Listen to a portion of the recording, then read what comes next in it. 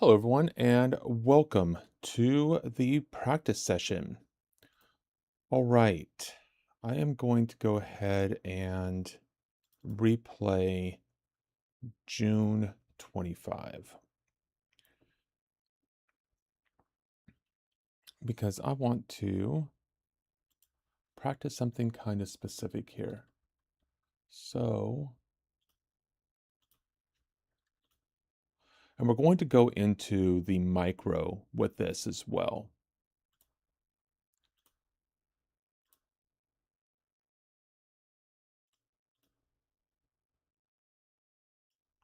And we want the 25th of June. We want 08. Let's do 9 o'clock. There's a reason for that.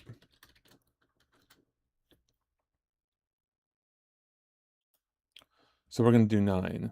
Oh, you know what? My camera's not working. Hold on.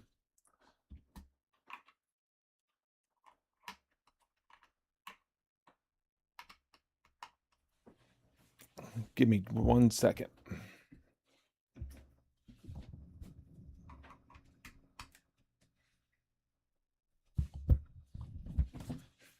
Is that better? No, it's still not working. Interesting.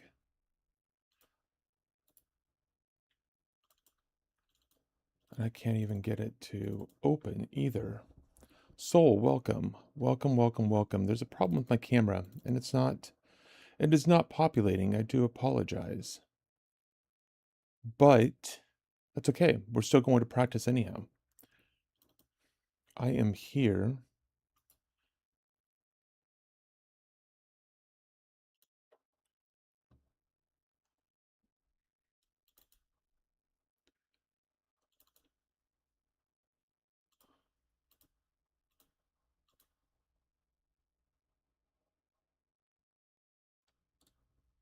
Hey, Prath, good afternoon. I'm working on trying to get my camera to come up, and it is not working at the moment. I didn't restart my machine before streaming, so I think that was probably the issue. So we're just going to have to play this around and see what's going on. How are you doing this afternoon or this evening for you? Late. What are you doing up? All right. We're going to go ahead and practice this day. Now, we have live data coming in, and what I want to do is this the 25th? What is going on here on this chart? Oh, you know why? Because it's on the wrong setting because I'm on the micro contract. My hand. That's awesome. Well played, sir. Well played. Let's get back onto the charts though. That's amazing. I like it. Thank you. That makes me laugh. Okay. Let's go ahead and pause this. Yeah, it should be up now though, right?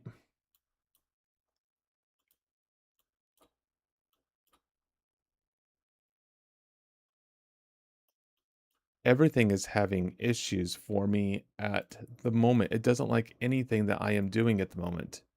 I might have to end the stream real quick and bring it back up again because it is not having fun with what it is that I'm trying to do. I think I just need to restart my computer, which means I need to do this before I start streaming all the time just to make sure everything is running properly. So, give me 5 minutes. I'm going to come back to the stream. And we're going to get into this. I apologize for the technical difficulties, but I will be back here in just, well, you know what? Hold on. Wait. Okay, I think I might have fixed that issue. Let me check one more thing, because if it's just a camera, we might as well just go ahead and plug away, because, everybody needs to see me all the time. It's fine. It's okay, they said. So let me try one more thing here. Okay, good. See? Grab one beer too? Yeah, absolutely. All right.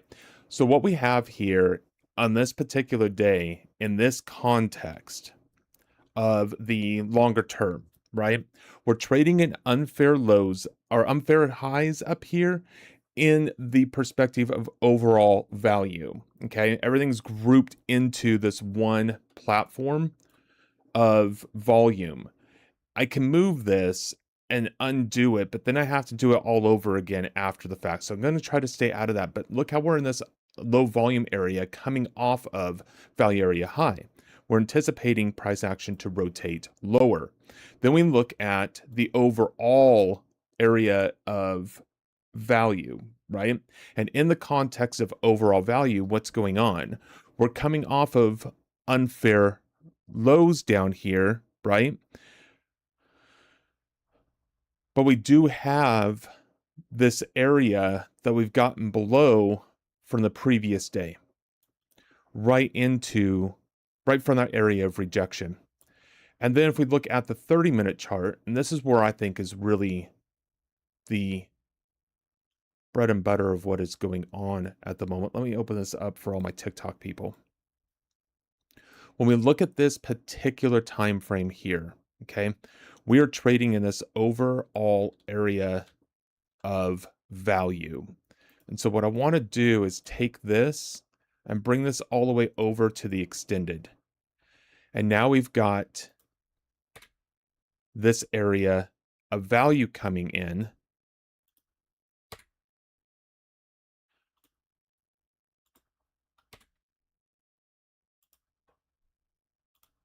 From this overall perspective, we're in unfair lows here, and we are in an area of value. And that is really, really, really good to know coming into this next day's session. Now, we did close below this area of value. And in that close, we have a new area of value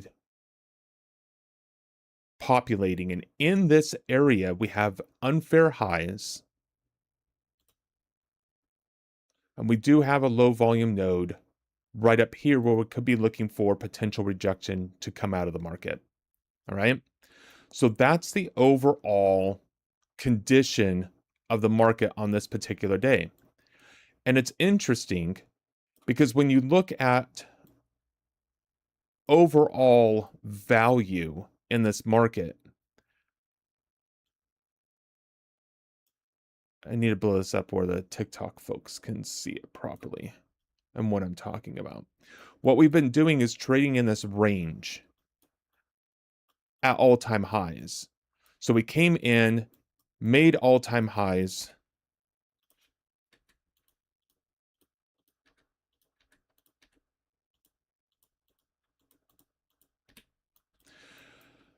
traded down from that area,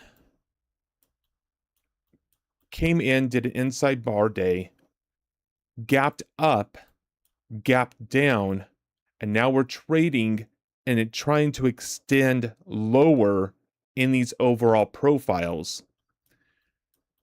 And we're trading now into the value area here, anticipating some possible volume distributing in this area because we have this low volume area within value. And that's right above the place that we're currently in price.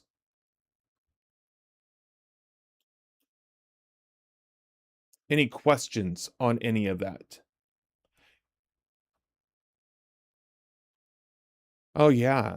99% sure signals. That sounds like a great idea. Where do I sign up and get those? It was from a TikTok chat for those of you that aren't on TikTok. So you know what I'm talking about, and I'm not just losing my mind. Okay. Let's go ahead and play this out. And if we notice, we've already rejected the highs up here, with buyers trying to respond at the highs, price actions rejected off of that, and we can't even come back in and test where the buyers were. extremely bearish formations at the moment. And so let's see what happens at the open. I am going to speed this up so we can get to the open, and we're going to see where we're at. We're currently at 904.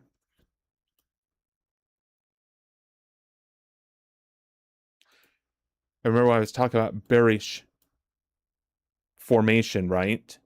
Price actions trading lower, making lower lows.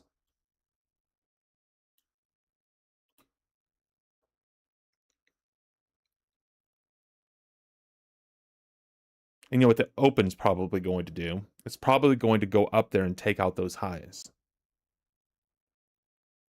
But we want to see where the market closes at on the opening bar, because that's going to give us the information we actually want. We have some buyers stepping in here. A little bit of stronger selling coming in. You can already see the volume starting to pick up leading into the US Open. Price action is trying to come down a little bit. We see a little bit of rejection. We see some buyers stepping in aggressively at the lows, anticipate price action to come up and test this high. Now here's the open of the market.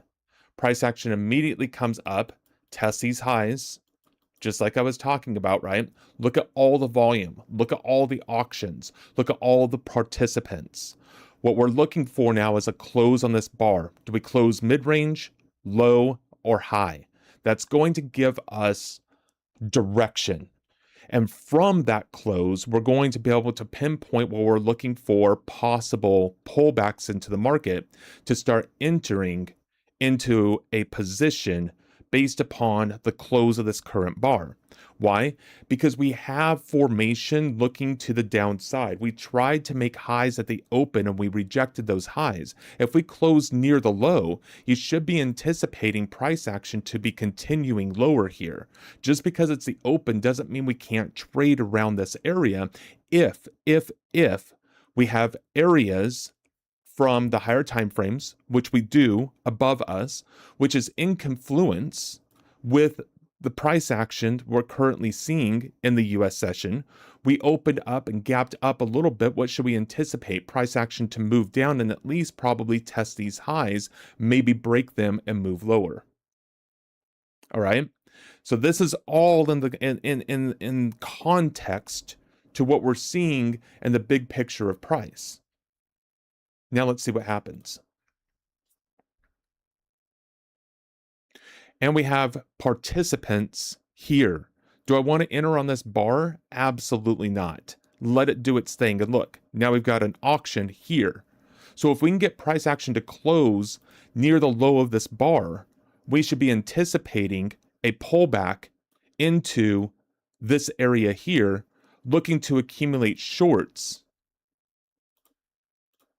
in that area.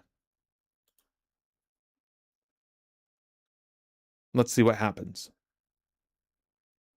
But if we break up and close above these areas, that idea is off the table.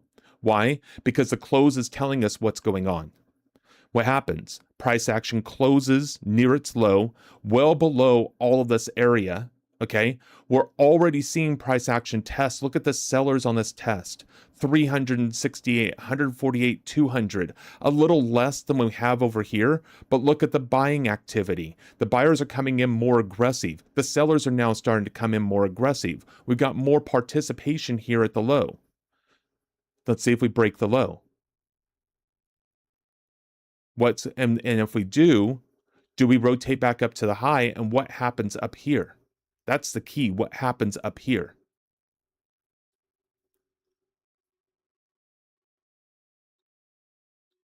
Welcome, everybody. It's good to have you. It's good to see you.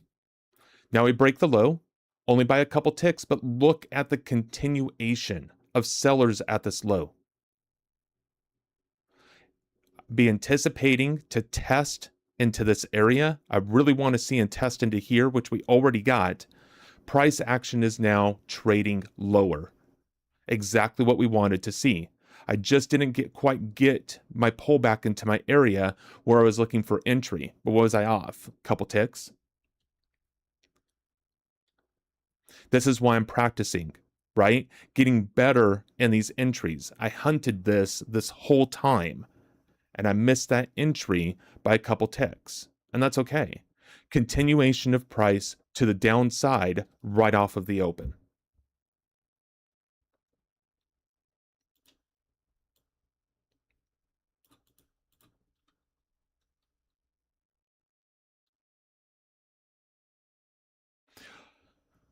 And look at the strong selling volume here on the open as well in Delta. Now we're anticipating a bit of a pullback here, a pullback to this area, a pullback to this area. I'm going to go ahead and get in one here, and I'm going to scale into the position in case if it goes. I don't know what it's going to do yet, but I'm leaning on this area. And I'm only on one micro right now. It's not like I'm going to get hurt if the market decides to come back and push back up into these areas. Price action comes right up into this area again. I'm going to go ahead and enter one more in this area in case we don't get the pullback. I really want to be in 4 to 5 contracts in total in this area. And again, too, even if we get a pullback up into this area, we're only risking $313 on this position right now. I'm anticipating this price to at least come back and test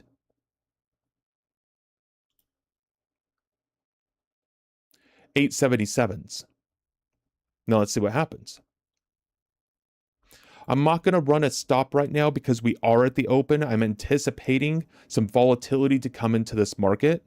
Let it be, let it happen. We already know it's a very limited risk in what we're looking at in the context of everything right now. Right back into the area, we're seeing some rejection. Beautiful. That puts me into 3 now. I'm good with 3. I like seeing the seller come in here and another auction coming in. Now we're looking for a rotation between this area. Right here. For price action to test for buyers, for price action to test for sellers. If we get up here and we push above this area, price action can absolutely come up and test the highs. But we can't even get above this area of resistance, let alone getting up here into the higher areas right now.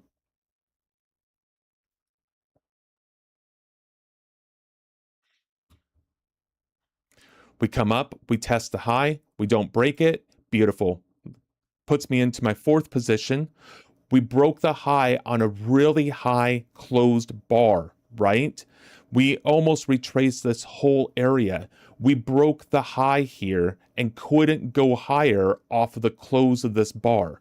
Extremely, extremely bearish type price action. And now let's see what happens.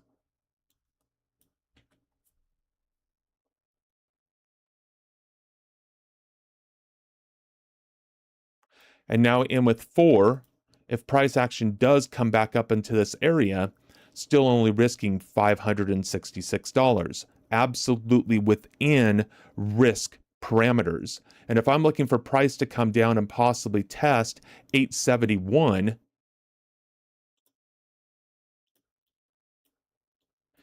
if I didn't scale out of any of my positions, we'd be looking at $816, a 2.5, 3 to 1 risk reward ratio, someplace right in there.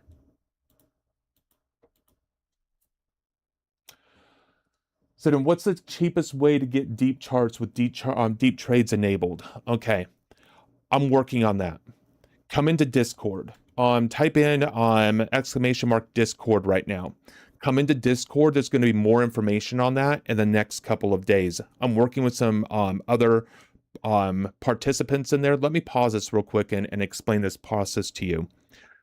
I went ahead and purchased Bookmaps last night to have Bookmaps so I can start using and start working on the heat map. But the problem with that is not everybody's going to be able to afford Bookmaps. And so if I'm using Bookmaps here and everybody's using props and trying to do cheapest as possible, I'm not providing value to anybody because now you need my charts, you need me to trade for you. Now I'm turning around and giving you a ball Okay. And I'm not here to have anybody trade with me anyhow, because I'm not providing financial advice. I'm just showing you what I see in the charts, an educational purpose only. And if you decide to act on that, I can't do anything about that. But if I just hand you a ball, think of LeBron James. What do you want? His basketball, or do you want his skill? And if you want to play like LeBron James, or you want to be at his level, having his basketball that he uses isn't going to do you any good whatsoever. You need the skill. The only way to get you the skill is to make sure you have the tools. And I need to make that affordable. So I'm looking for prop firms right now that we can work with, that we can go to, that don't have a high watermark trailing drawdown, that has more of a static drawdown, that we have a better opportunity to do what we're trying to do as a group. And in that context, what I'm working on is finding that prop firm that lets us do that, that offers deep charts for free. And there's a couple of them out there. And I need to talk to them. And I need to see what we can do to make that happen. I want his bank account credentials. So I got Bookmap last night. I was going to get Atas today because it was a cheaper option. But then I'm like, you know what? Let's wait and let's hold on. Let's see what's going on in this big picture. Let me go to the community, see how we can best structure this with what we already have, and see if we can make this happen. Because Atas and Deep Charts are going to be the cheapest options. And let me see if I can build a big enough community that I can go to a prop firm and I can say, hey, look, this is the community. This is what we're trying to offer. Is there a way that you can work with Deep Charts and see if we can't get a discounted monthly price on that, so my participants and the people that are following me can continue to learn and have the tools available to them? These are all things that are possible to do. We need to have a direction, a focused direction, and we need to move forward. And what I'm trying to do here is do everything that I'm trying to do right now without even having to have Deep Map through their Deep Charts through their dome. So we don't need the Deep Dome. We just need the Deep Charts platform. Lucid is providing Deep Charts, yes. Here's the problem with Lucid. Lucid also has the high watermark drawdown. That's the problem. But Deep Charts aren't able to get deep trades, deep effort, etc. For example, Phidias prop from Right, and I'm working on that. I'm trying to find that option. So Blue Sky, Phidias, I need to go to them and see what they have as options, and then see if we can make the options that we need more affordable. So absolutely 100% working on all of that and how to put that together. Remember, I've only been doing this for 2 weeks now. This is my second week streaming. So it's all new. It's all coming together. We're actively working on putting it all together to make this affordable to everybody. So you can have the tools that you need in front of you. You can practice your own skills. You can practice your own things, and you can make this your own.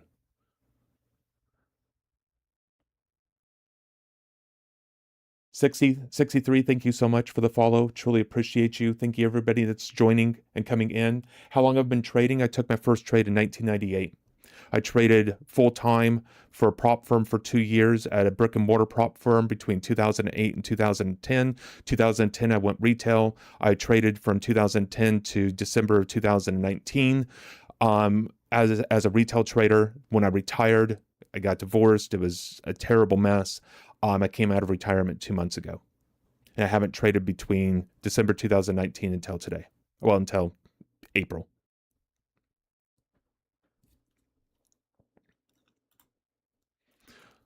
Let's see what happens here with this price. We have another auction, right? Participants coming into the market, and we immediately fall through that area. Because we have the sellers here, anticipate a pullback back into this area. But look at the bearishness that's going on in the market right now. Look at the lower lows. Look what we're doing in price. There should be nothing telling us that we want to be looking to the long side. Even if we're not in the short position, we don't want to be in the long side right now. Nothing is telling us that there's buyers in this market. The fact that we came right through here pulled up, tried to get past the sellers here, and came back down. If you weren't short in this area, here's the reason to go short now. But if you're shorting here, you're all in, all out type trader. Or maybe you're scaling out if you got in with a little bit of size here. Getting in here, we're able to scale into the position. If price action starts to move up swiftly from this area, I'm not picking up another short there. I only have 3. So I'm only getting stopped out on 3 instead of 4. The same thing happens on this bar. I'll only be in 2 instead of 3 or 4 when the market comes up and goes against me. So we're utilizing size to we're utilizing size, right, to help us manage our positions instead of doing just all in, all out type techniques. 63, I really appreciate that. You know what? Everything happens for a reason, and I wouldn't be here today doing what I'm doing right now without the experiences from my past. I'm so grateful. I wasn't then, but I am now. And a lot of life just, gets you to that point in that place. And I apologize, my camera's not working right now. I didn't reset my computer before I came in and streamed, and the camera's not working. So that's on me. I'll work on that in the future. We have participants coming in, rotation in this area. But again, buyers are not even able to step up above this area where they're strong. Price action immediately moves back down through the auction and trades right back below where sellers get in control. Again, making a close at the low, anticipating movement down. If you're not in full position right now, look at entering more positions right in this area. Why? You have a pullback into the auction. We came back below the open of the bar, testing the low of this bar with immediate closes on their lows. Anticipate a continuation of the move down. I can absolutely look at scaling out of this position right now, but nothing is telling me to because we're holding all areas of resistance.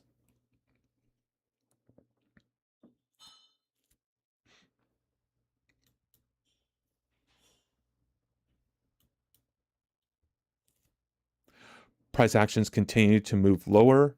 There's not a lot to talk about this because it's not doing anything but going down. Another auction. Okay, this can be a possibility. The first time that we could possibly see buyers stepping into this market. And we could get, a low put in for at least a short-term low. But look, we rotated right back above there. Buyers did not get aggressive in this area all in the pullback, and we're already back through that, getting aggressive with sellers and sellers coming in even on higher levels. Possible rotation back into this area and see if buyers step in. But right now, we should not be thinking at all about getting out of this position or possibly looking to the long side. Again, sellers stepping hard into the market. Another auction down here. What are we doing? Coming into this area where selling pressure was in, buyers are not getting aggressive above that price, immediately trades back through again. These are just prior areas that I had drawn from previous areas of live trading. I don't need them there. Price action can't even get back into the auctions. Still continuing lower. Should not be thinking long. Should not be looking for reasons to get out of this market yet.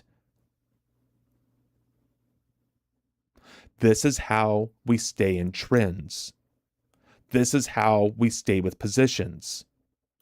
And if anybody's noticing or watching, we're right here in the area where I was looking for a potential target. Sellers still in control, going through that area. Where's the next area? Down here, kind of right where we're at, but here at volume point and control in this daily time frame around 781. Wait, is that 781? What is that? Yeah, around 781. Almost another 100 points below where we're at right now. We'll see what happens. Again, look at this. If anybody is looking at this chart right now and thinking, I might want to be in a long position, you really need to question how you're viewing the charts right now.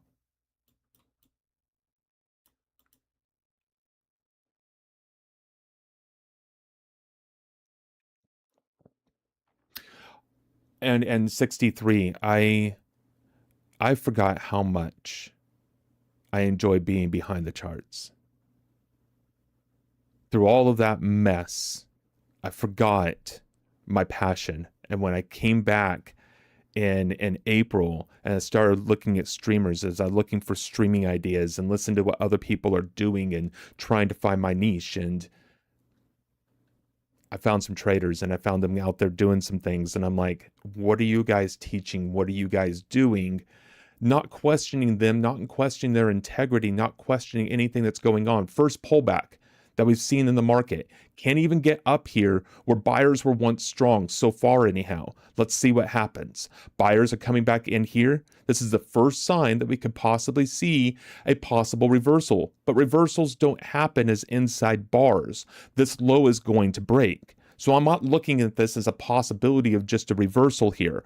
Let it come up a little bit. If it comes up and start coming into this area, I'm going to start getting out in some of my positions, but not until it does.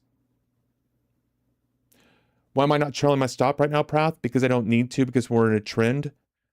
And if we're in a trend, I don't want to trail my stops. And nothing in here has been telling me at all that we're in anything different but a trend. And I've been talking about that through the whole phase. This is why I'm not trailing my stop and trying to get out through scalping, because I'm not scalping right now. This position came off of a longer time frame perspective, right off of this line, right off of these highs, right off of this area that came in before the US Open. US Open's not able to get back up there again, tried making higher highs, auctions all over the place, closed almost at its low. I let this bar go. I didn't even enter on this bar, broke the low, closed even lower, price action pulled back. I started to move into the market in this area on these two bars. Accumulated my size. We're in a trend. I can, at this point in time, because of that pullback, I can, if I want to, put in a stop for 2 above this area. Wait a second. No. There we go. Right there. And I can trail this if I choose to. But why? At this point in time, we have no reversal structure. We have no anything else. We're trading the trend. And if you know it's a trend, you don't want to get out early. You want to let the market trend in your direction and let her go. Does that make sense? The day you were watching with me yesterday, right? Sideways market condition. We knew that from the very beginning, from the very open, and we expected it on our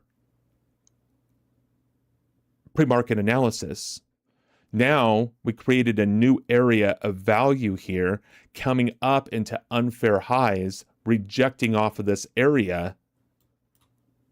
Stay with the position. Now we have our first signs of rejection down here. This is our first signs of rejection, not because of the wick, not because of the wick. Look at the buyers actually stepping in at higher prices consistently. And when we come down, we're seeing higher buyers coming in more aggressively as well. This is the first sign that we could see a possibility of price action moving against us. So what do I want to do now? Now I want to trail the stop and get as much out of it in these positions as I possibly can. Could I be getting out early? Oh, it's possible, but I don't think so. I think that's the first sign. I think we're going to come back and test those buyers. These buyers here that came in aggressive. Let's see what happens. I'm only out in half of my position. I still have 2 shorts. Let's watch. Let's wait, and let's see what happens.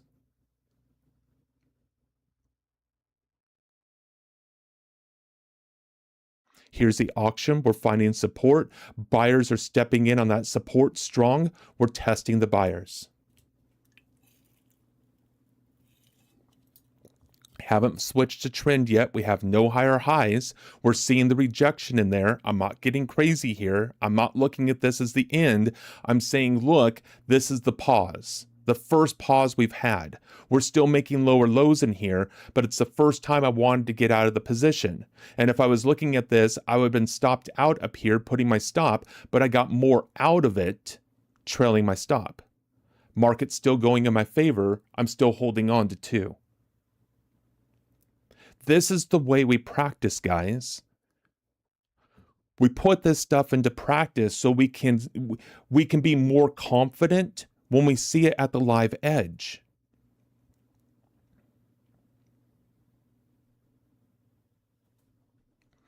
Buyers at the low.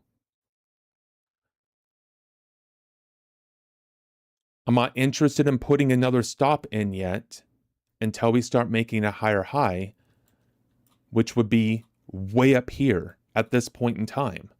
I could put 2 in. I might as well. I mean, it doesn't hurt, right? If I'm going to do that, I don't really want to put it above the high. I want to put it above these buyers.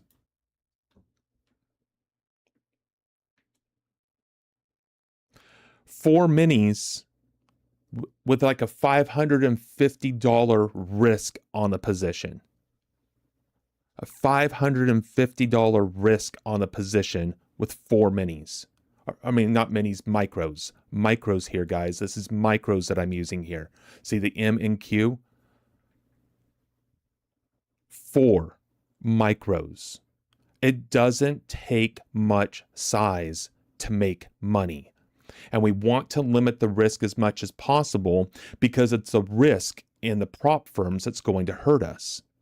Price action now has not made a higher high yet, but look, we have rejection down here. We have our auction. We're finding support in there. Beautiful. Please come back down again, and I'm going to scale out my stop. But it doesn't happen. The first higher high. Beautiful. I'm out. $3,594 on the day, and it's $9.50 in the morning.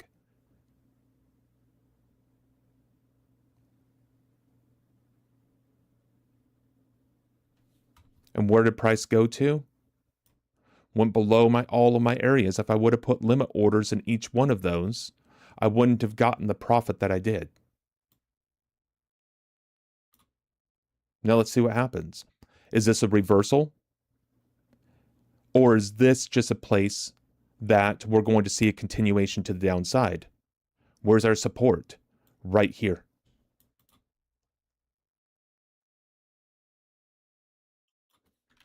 And you know what I'm going to do here in this area? I'm getting in 1 long off of that area. If this stop breaks, I'm out. But this is my accumulation area. Go ahead and come back down here again. Go back up and come back down here again. Please. Please, please, please. Price actions coming into the high volume here. I'm not worried about it. I'm risking $133. Am I trying to call a bottom? Sure. Am I trying to catch a falling knife? Sure. But if this thing breaks up, it could possibly come all the way back up here and test back into these higher levels. It's called rotation. Let's see what happens. On a $133 risk, it's worth it to me to do that. So I lost $133 on the position. Okay, fine. If it comes back up here, I can look at going short again. Where are we at in the context of the 30-minute chart? The 30-minute, we've come all the way back down here again. What do we have below us? This whole area of potential support in the market. Here, here, and down here. Let's go back over here. Let's see what happens here. Do we get an auction down here in this area? This is the last area that I would be looking for a potential long. If it rejects from here, beautiful. Now I have 4 areas that I can turn around and start accumulating size in. There's the auction. I'm going to call the low one more time, and let's see what happens. This time I'm risking $78.50. I'm going to give it a little more space. We're going to risk $125 just because I can give it that space. Where's my resistance at? My resistance is until up here. We're rejecting off of this area here, right? But look at all the buyers up here. We're testing where the participants came into the market. If this market's strong, I'm anticipating this area here to hold and price action move back up and test the buyers. Not yet. Still wants to come down. Beautiful. This might be a trend day. I may have given back $250 of the short move. But I'm still up $3,335 because I didn't scale out of the position too early. Am I trying to call bottoms? Am I trying to call the low of the day? Sure. Do we have to do that? No. But what am I doing here? Practicing. So I can see if what I'm seeing is true or real or not.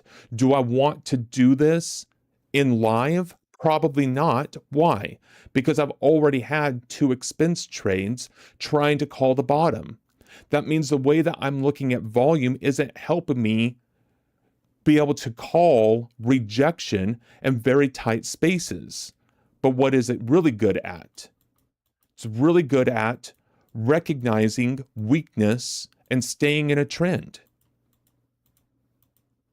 It's also really good at recognizing what some people would call chop, what I call rotational market, and allowing yourself to get in at the lows and get out at the highs and get in at the highs and get in at the lows, rather than trying to get in the middle range of the chop. And now the market just keeps on cycling through and hitting your tight stops. The account for the Thailand trip for the Thailand trip is growing. Absolutely, 100%. I love that. Prath, you're hilarious. I love it. Well played. Well played. This line here, this is actually a protection line. This is basically 1 standard deviation from initial balance. Wherever your initial balance is made, that this line is here, you can use this as a target for trending markets. Okay. I didn't do that. I'm looking at volume profiling, but where are we currently at in the volume profile? Another potential reversal area. Gosh darn it. There. And way too high off of my auction.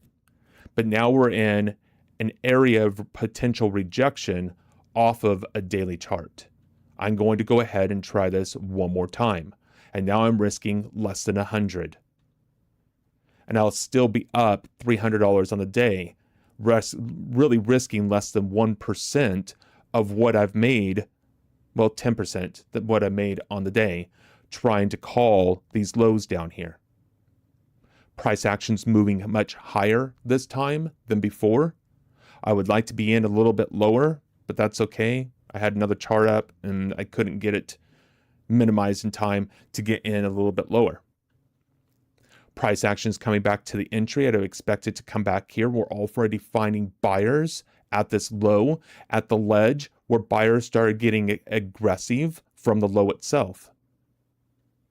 Nice rejection from the previous bar and the close. We came right up where buyers were once strong, and we're not seeing price action moving higher there, but we're accepting buyers higher. If we move back down into this area, I'm going to go ahead and start scaling into the position a little bit.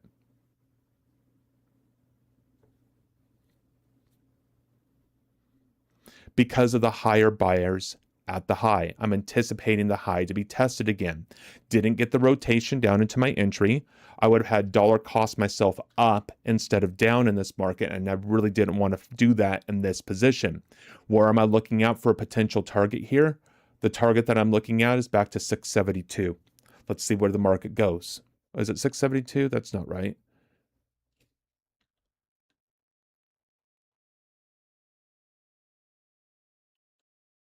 Yeah, 672.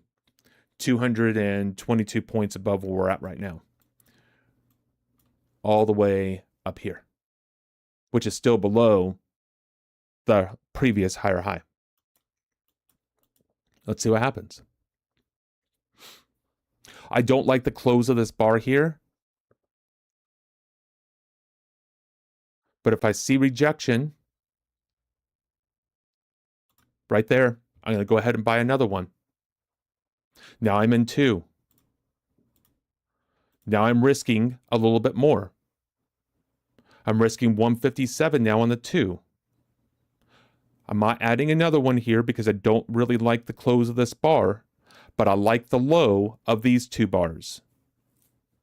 And if we come in and we break the low by only a few ticks and maybe even test this little area of buyers right here, and we come back up into the area, I'm going to buy another one. Now I'm in 3.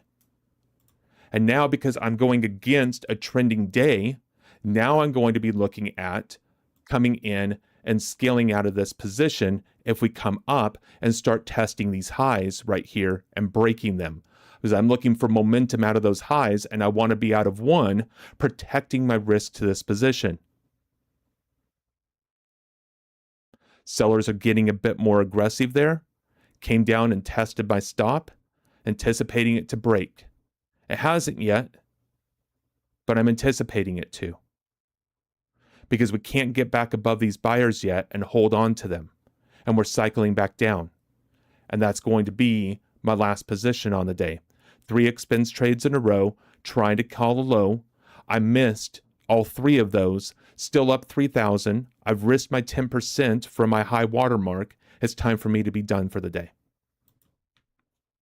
Questions, comments, concerns? What are your thoughts?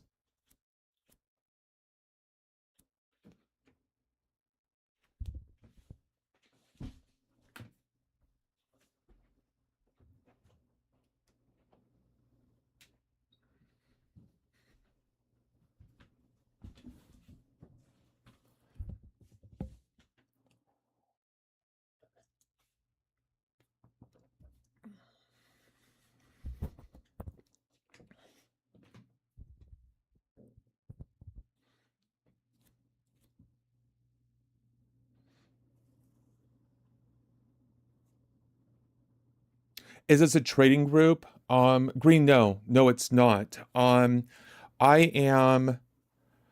just started streaming a couple weeks ago. I think there's a lot of information out there, just like when I first started trading, and even, I've been trading since '98. So, no, this isn't a trading group. This is anything else. I'm coming to the general public and saying, hey, look, I'm going to demonstrate to you my live trading, and I'm also going to demonstrate to you my practice. This is how I prepare myself for my trading day. This is how I trade my day. And what you want to do with that information is your own. Judge my trading and what I'm doing based upon what you see, not what I tell you. And then go from there. But no, this is not a trading group. I don't have a course. I don't have a book. I don't have anything. I have no products. I have nothing to sell. I think it's time that we show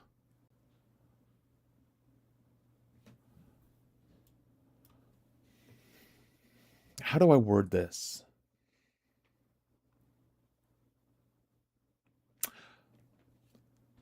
I guess the easiest thing to say and the most accurate is honestly, I want to see people succeed at this, is really what it boils down to. And let you decide for yourself if I'm the person that can help you with that. And that's it. Nothing crazy, nothing,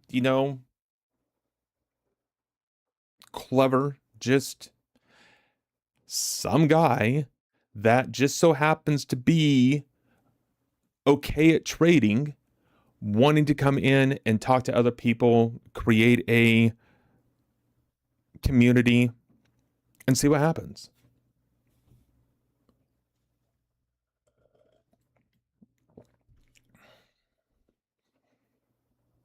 I'll take that 3,500 and leave. I don't want to give back the money in the market. And you know what, Prath?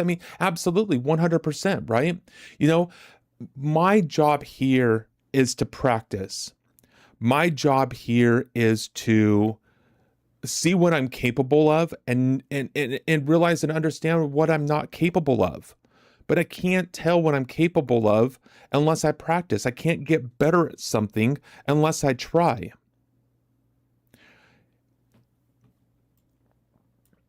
And in that context, right?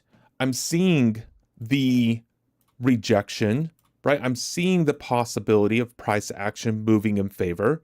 Even in this portion here, I have plenty of room to possibly take profits. My only issue is I feel like I'm playing penny stocks on these micros, right? Or not it's penny stocks, but think of it as like Vegas. I used to live in Vegas, and so and I don't gamble, but think of it this way, right? You're on a penny slot machine. What's your payout? What are you going to make? I don't want to be on a penny slot machine if I'm doing something. Put me on dollars or $5. Am I spending more up front? Sure, but at least there's a possibility of a payout on the back end. That's what I'm doing here, right? And in these micros, it's very difficult for me because I'm up 50, $60. What's the point of that? When I would normally be up in that same position, 240, 300. Now there's a reason for me to be looking at getting out of the market, but not for $60. That's something I'm going to have to change my mindset on when it comes to these micros. And I think that's part of the psychology of why they created micros, to be honest with you. It's that same ideology of what gets people to play penny slots in the first place, and penny slots pay out less than any other slot machine in Vegas or anywhere else where they have those.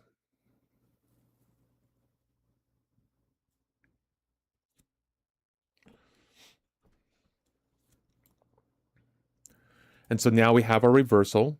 Where'd the reversal happen from? Right for that low volume area. I missed it by, I don't know, a few ticks.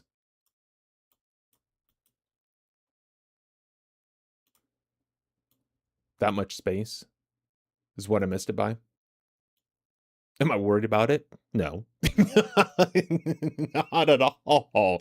Am I worried that you're upset because the market went up? Not at all. Look at the areas that I drew. Look at the rejection coming out of that area. We accepted above it. We closed above it. We closed within the 1/3 range of this bar, right? Price action comes back down, tests this area again. We immediately find buyers stepping into the market and we start moving out of that area. We reject from this area. Here's a nice little rotation area that you can scalp. Most individuals trying to scalp this are now going long because they're waiting for the confirmation. And what's going to happen if you go long here? The market's going to cycle back down. Your stop is someplace right below this low. And guess what? You're probably going to be out with a stop. But if you get in down here, your stop is down here now, not here. And you got plenty more room for potential profits in the market if you're looking at this area right here to be your target. But of course, I'm trying to demonstrate how dumb this is, and it's still going to turn into a revenue position. It's freaking ridiculous.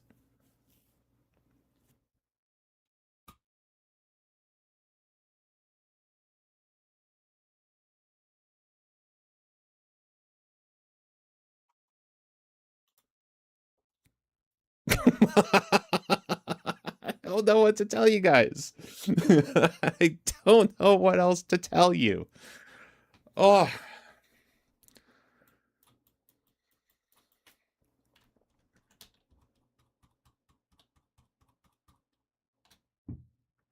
auctions, auctions, auctions.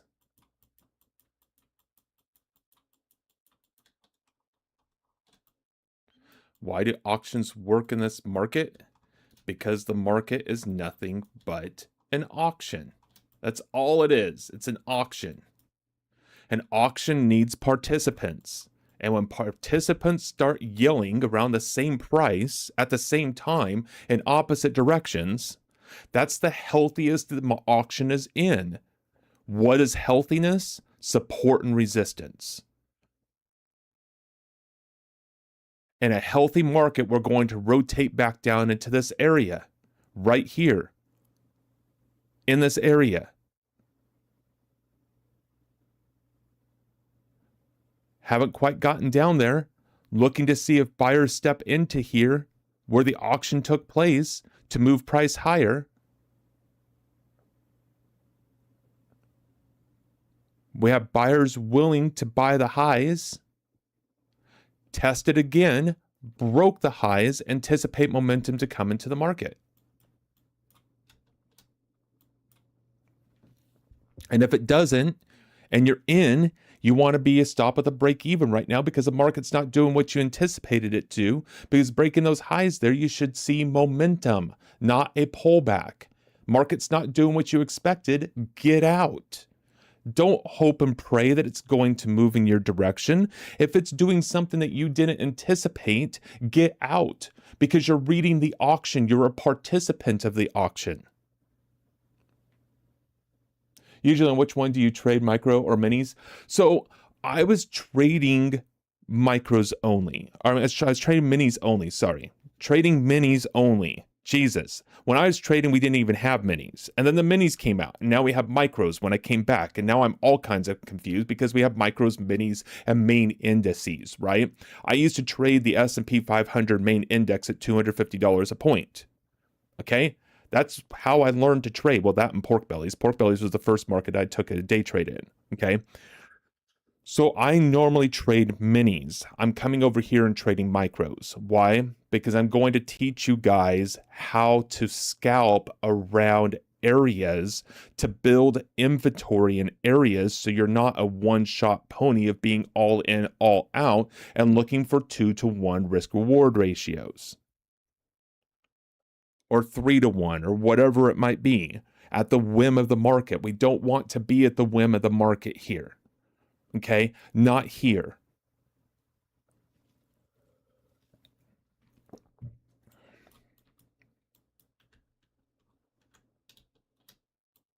Oh, look. Remember where I said my target was going to be right around here at these highs? Wow. We got there. What a shock. Now I'm just being facetious. Why? Because I can be. In all actuality, though, this is the practice, right? Am I in this? No, but I was still anticipating where price action goes. Why? Because I had an area I was looking at in the context of auction market theory and it got there. What does that do? It allows me to start knowing that what I'm seeing is aligned to the intention of what I want to create, which means that I can start knowing that this is working and that builds into trust. And so when I see it real time, I just execute without question. Without question. Because when we hesitate, when we question, when we wonder, all we're doing is bringing time into the equation because we are not actively participating in our intention. And time is the true lagging indicator. Don't believe me? Every indicator that's time-based out there or based upon price, but it's not based upon price, it's based upon time because it's looking at bars back, is all based on the time frame you're trading on, which means it's based on time. And if you have anything you're doing in trading based on time, you're adding a lagging indicator to it because time is what creates the lag. Price and volume, no lag. Not future, no lag. Anything related to time, lag. So for cash account, you need a big balance, right, for trading minis, correct? Me if I'm wrong. So if you have a cash account, you're going to want to have a good $15,000 to $20,000 in an account to be able to withstand drawdowns trading 2 to 3 minis. Yes. Absolutely. And the prop firms don't operate like that. The prop firms operate on much tighter risk. How do you get your tighter risk? Just like I did in these positions. These all went against me, but my risk was so low. This one didn't go against me, but I was risking $500 and was up, what, 33, 35? I don't know. You guys saw. I'm only up 31 right now because I took expenses trying to call a falling knife. And all three of them didn't work out. So I stopped trading. And I only took this trade here to show a demonstration of what it's like to be in the top of the range. And it still came up and hit my target. And then I called this target when we were trading way down here. And the market went directly to that target and immediately started to trade off like clockwork. Because that's what we're dealing with here. Because we're reading the auction. Not because we know, but because we can anticipate what price can do. Because we know how to read the auction. Questions, comments, and concerns?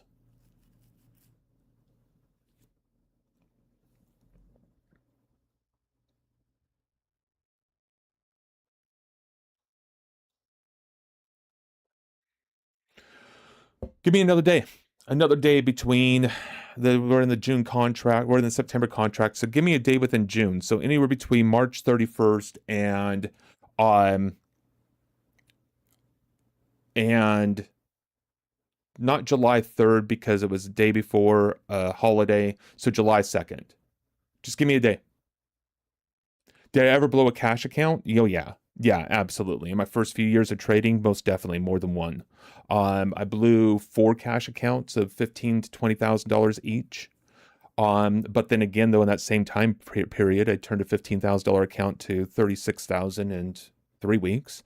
I turned a $15,000 account into a $63,000 account in a matter of 6 weeks.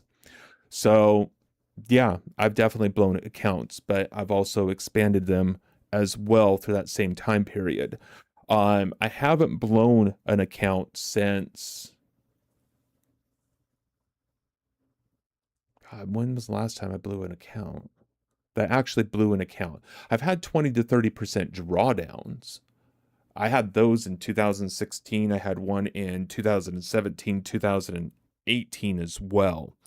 When the market really started trending in that time frame, and I was having a hard time trending or doing the trends. And so I would have the drawdown, and then I would work on my methodology, and I would start trading again, and then I'd make the funds back, and then have a drawdown again. And it happened repeatedly, like 3, 4 times in a matter of 2, 3 years. That was a really hard time of trading for me. That's one of the reasons why I just got out of it in 2019. I had a really good 2019, but 2016, 2017, 2018 were tough for me. Didn't blow the accounts, but I would have 20, 30% drawdown. I would stop, work on my methodology, maybe make a little bit, but then I'd be down another 20, 30%. I actually had to put money in my account, like a margin call, twice. So I ended up expensing $30,000 into my trading in those 2 years, where I didn't have to do that in any year before those. June 22nd? Perfect. Let's do it. Let's see what happens. June 22nd. I like to have you guys call these out. One, you guys know what you need to work on yourself as traders. Two, you don't need some guy over here that's, doing particular days or whatever, and you don't know what I'm doing in the background. Did I already replay it? Did I put it into my mind? Do I have a piece of paper in front of me, with these levels and stuff? And, no, let's be as authentic as possible in this whole process.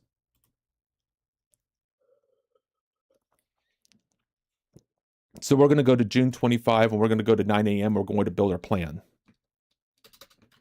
It's what we're going to do. And then we're going to start trading it after the plan is done. How's that sound? And I can't go back in the replay before the June contract because I don't have the data. And that's the only reason why I keep it to June.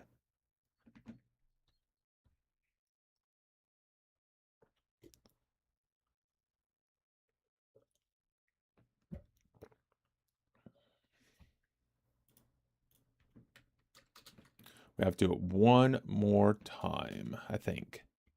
Do we? Yeah, we're still in July over here. So June 22nd, and now I can hit set, and we should be good to go now. And then I'm going to hit play, and then we're going to do our PMA, and then we're going to start trading at 9:30.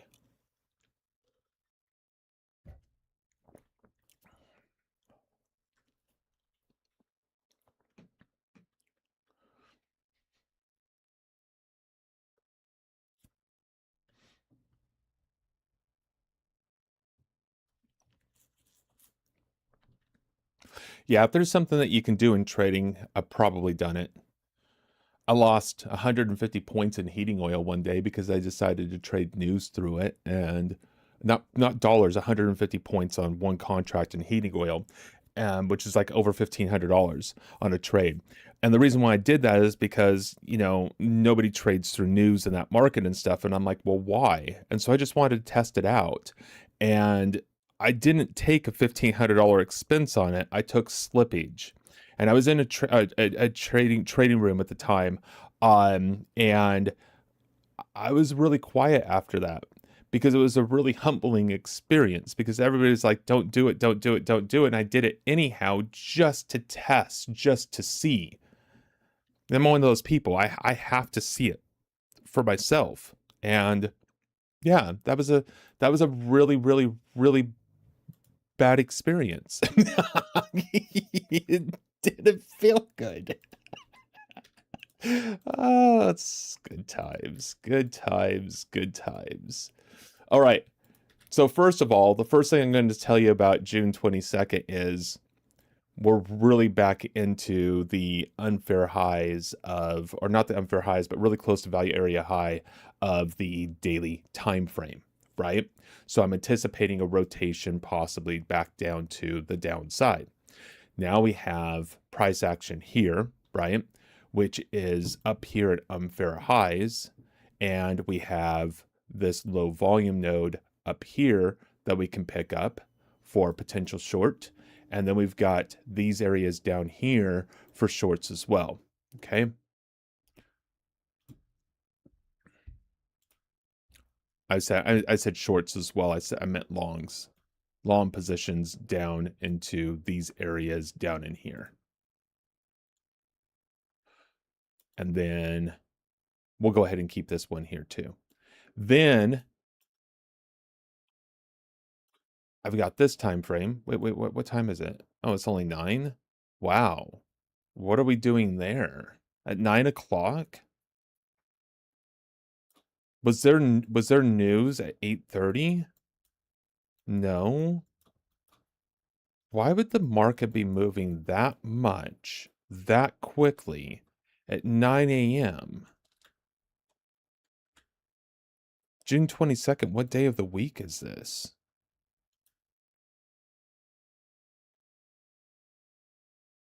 June 22nd? It's a Monday. Interesting. Okay, this is going to be an interesting day. We'll see what happens. Interesting days already coming into fruition. All right. So, let's look here, okay? In this context, right? What we have is price action moving here in this range, coming back up to test the highs, and we're kind of rejecting each time we get up into these highs. So I want to index this area here. I want that to pop up here. And if we get up to this area,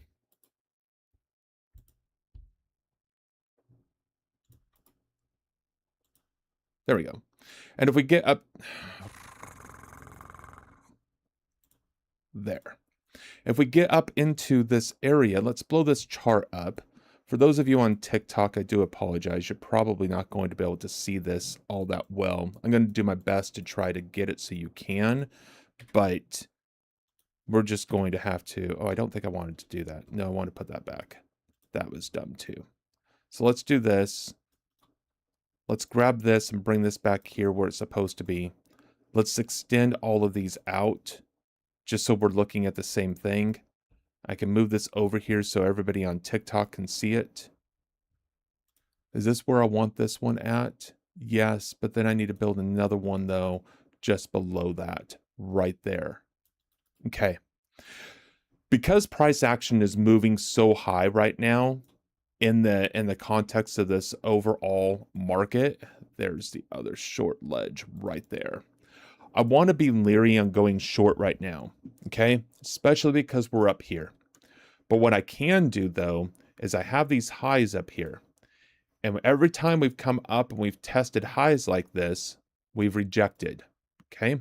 So I can do two things. Well, I can do more than two, but you know what I mean. Price action moves higher. If price action comes down here into this area and pops back up again, great drawings. I'm such a great artist. I'm going to quit my day job and become an artist because I'm so amazing at it. We're going to come over here and we're going to look for a long position out of that area. If price action turns around and comes down off of this area, all right, I want to look for potential shorts in here. I want to look for potential shorts in here, all right? And then if we break above this area, I don't want to short this area. I'm going to let it come down. But if we break this area and we come up into here, I can look for potential shorts into that area. And so we have shorts here.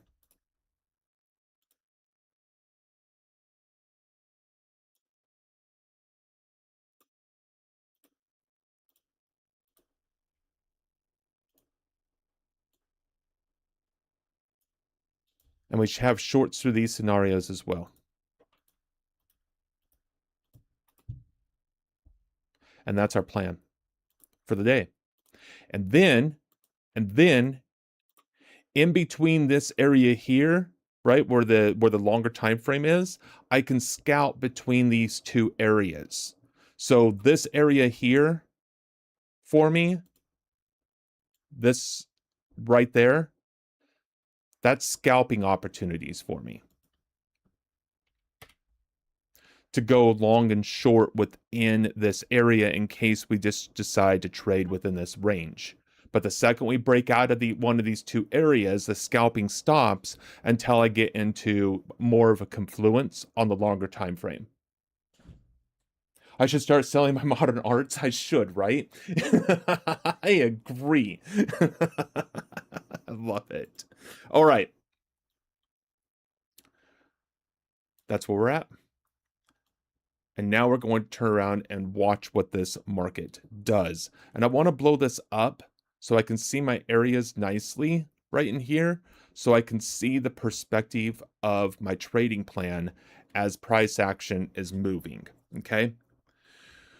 So what time is it? 9:04. Well, that took us, what, 4 minutes to build our plan for the day? It's a long time to build a plan. I'm slow. So let's speed this up.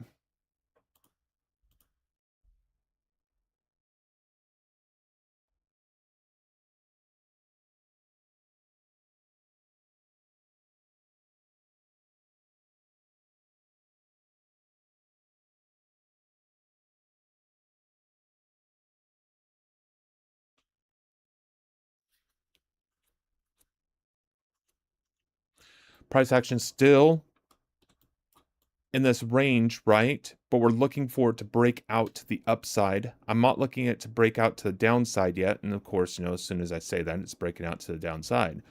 There she goes. US market open, comes down right into my area, comes all the way back almost up to this upper area, rejects, and is back down in this area. Well, that right there tells me way too much volatility in this market right now. I need to give this market time to relax.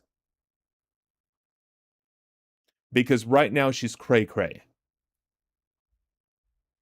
And when a market's this volatile, you don't want to shake it up too much. because it can explode. And how do you shake up a market? You try to enter in it. So we're just going to relax for a few minutes and give this price some room, because that wasn't very neighborly. You did everything I wanted you to do, but all in a matter of 2 bars.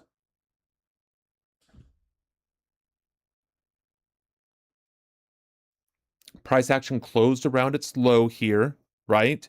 So you could definitely enter a short position in this area. But man, with this volatility, the question is, do I want to?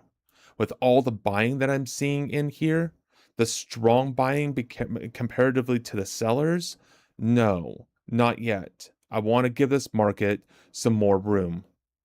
Now I'm up here in this area. I don't have an auction up here. I just have sellers.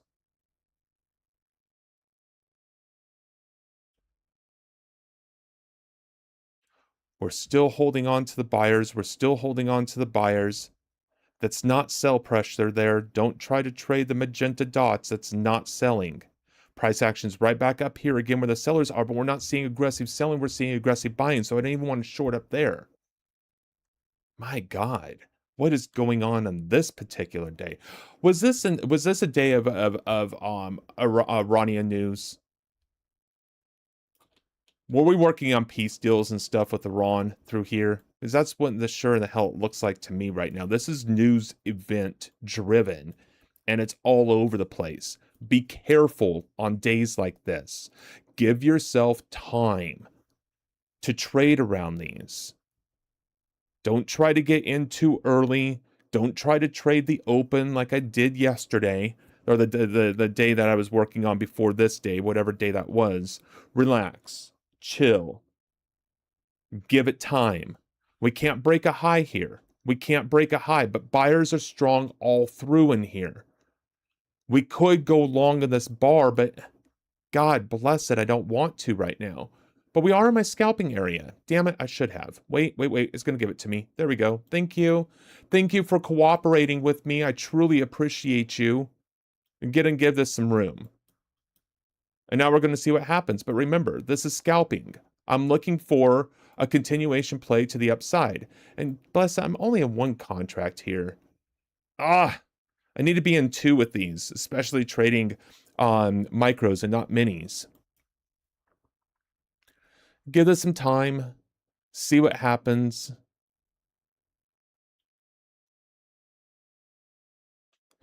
The reason for the long here is because we're participating. So now I'm in 2. We're up 47. Yeah. We didn't break the high there. I'm looking for momentum to come back in because we tested that area. And we can't get to higher highs. There it is. That's what I was looking for. That's the momentum I'm looking for. Up 101, we're going to lock in 43.5. Up 137, we're locking in 50. Trading the momentum. And then we're long 1. We're going to go ahead and put 1 target right about here and move the stop to a break even. Well, a little bit better than break even. Do I want the target? Where am I looking at this price to go? Let me get rid of the target real quick and see where I'm looking for price to go. Price action I'm looking at for longs, 923.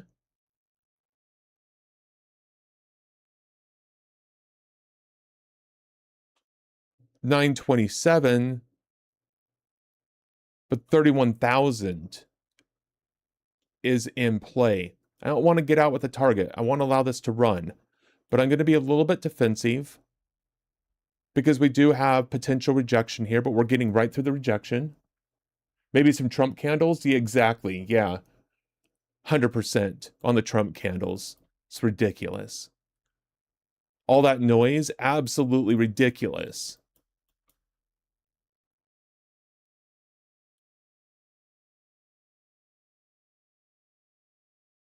Because this is an area I would be looking at going short on, I think I am going to scalp this. I really don't want to. God bless it. I really want to hold on to that. but I can't now because now I'm out. So this is what happens when you're indecisive, right? Because my area was designed what for me? Scalps. And I'm already outside of my area of scalps. So I'm like, eh. And then, of course, when I go, what happens? I get stopped out. And that's okay. That's okay. That's something that I just noticed in my practice that I do need to work on. I need to be a little bit more consistent in what I'm doing with my trails. And that's okay. This is practice. That's what it's designed for. To see the areas of inefficiencies so you can make them better at the live edge. Now, what do I have down here? I have an auction. Doesn't mean I want to go short yet because this market is actually very strong at this time. But I don't want to go long because of the area that we're in. So I'm going to wait. I'm waiting.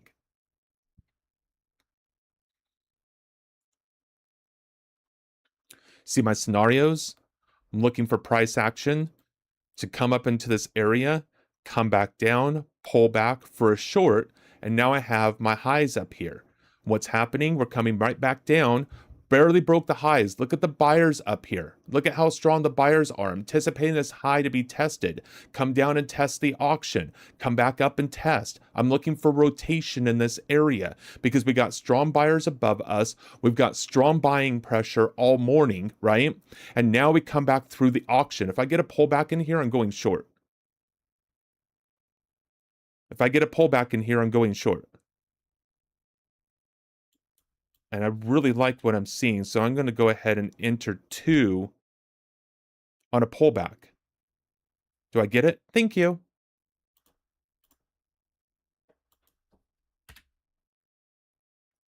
Now I want to see what happens here at the low. Before I re-enter on any other pullbacks, I need to see what happens on the low because we have some rejection in the low and we have some buyers here. But I like what I see from the high. So I'm going to go ahead and engage in a short here and see if I can't pick up a continuation play to the downside to possibly test into the session lows.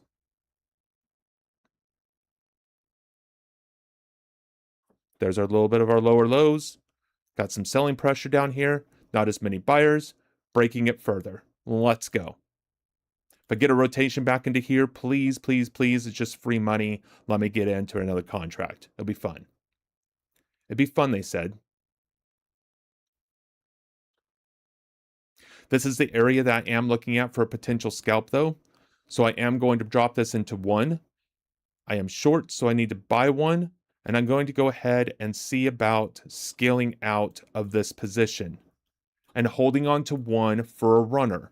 Because remember, this is my area of scalping between here and here. Out with 1. I don't know what the profit was. I don't really care. I really wasn't watching. And then I'm going to go ahead and put a limit order to buy 1 right here as well. Why? Because this is my area of scalping. And it didn't really give me a place where I could scale into this position. It just ran. Now I'm going to go ahead, adjust my stop to only 1. And I'll make sure I lock in a little bit of revenue in case it decides to go against me. The fact that it hasn't touched that target, I don't want to give it a lot more. It touched the target but didn't fill it. I don't want to give it a lot more because in this area here on a scalp, I'd want to be long. I should have had it up just a little bit so I could be out and I could be looking for a long position. Not that anything's telling me to go long here, but I should be out so I can do that. There we go. Now I'm out.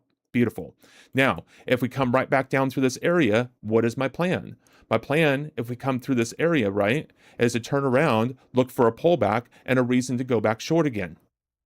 That's why I got out of my scalp position, because I'm looking for scalping between these 2 areas of here and here.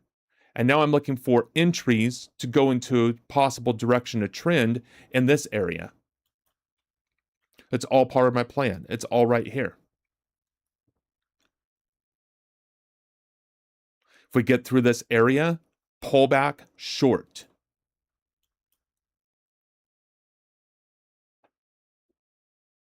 I can do the same thing from here, but I don't see any area that I can actually lean on here for anything as support resistance. I don't have high volume. I don't have an auction. What I could do is index this area here on a pullback, but now I'm above the area though. That doesn't make a lot of sense because my areas to short on pullbacks are in here, and I just don't have anything to go off of right now. So I'm waiting. I'm waiting for another position. It's 9:42. Two positions, 470 in revenue, not a lot, but it's there. It's better than being down. Rejection below us. But this has been a day of trading though. This is this day here. This is one of those days where it takes a little bit of work. You got to finesse things a little bit.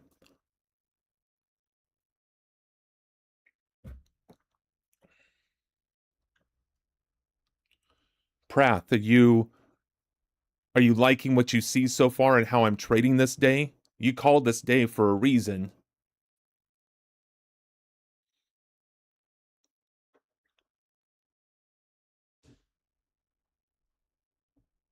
Is this helping you in terms of what you were looking for and seeing trading on this particular day?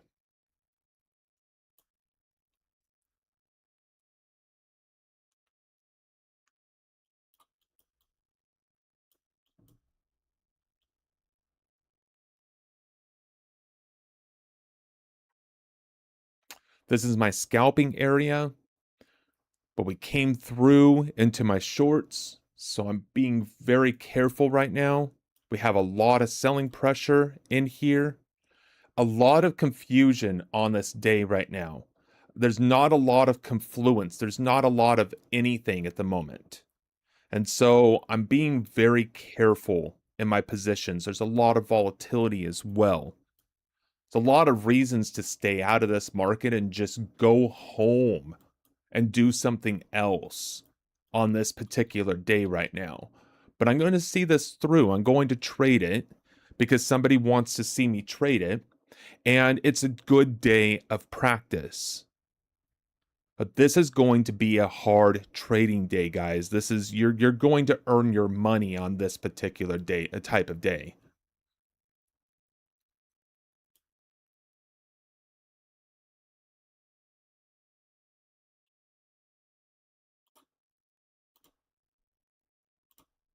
I'm only getting in one. This is a scalp. I am in a little bit late, but I'm still in within my area.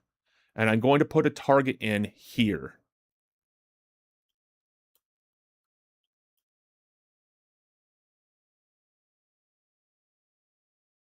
Looking for a possible pullback into the high volume into this area. But I have the buyer's support in here. And it's in the same, and it's above area when they came in strong here. So I'm anticipating a possible continuation play to the upside.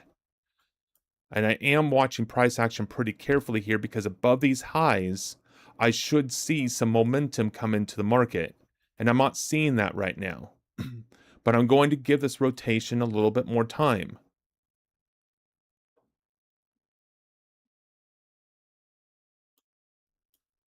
There we go.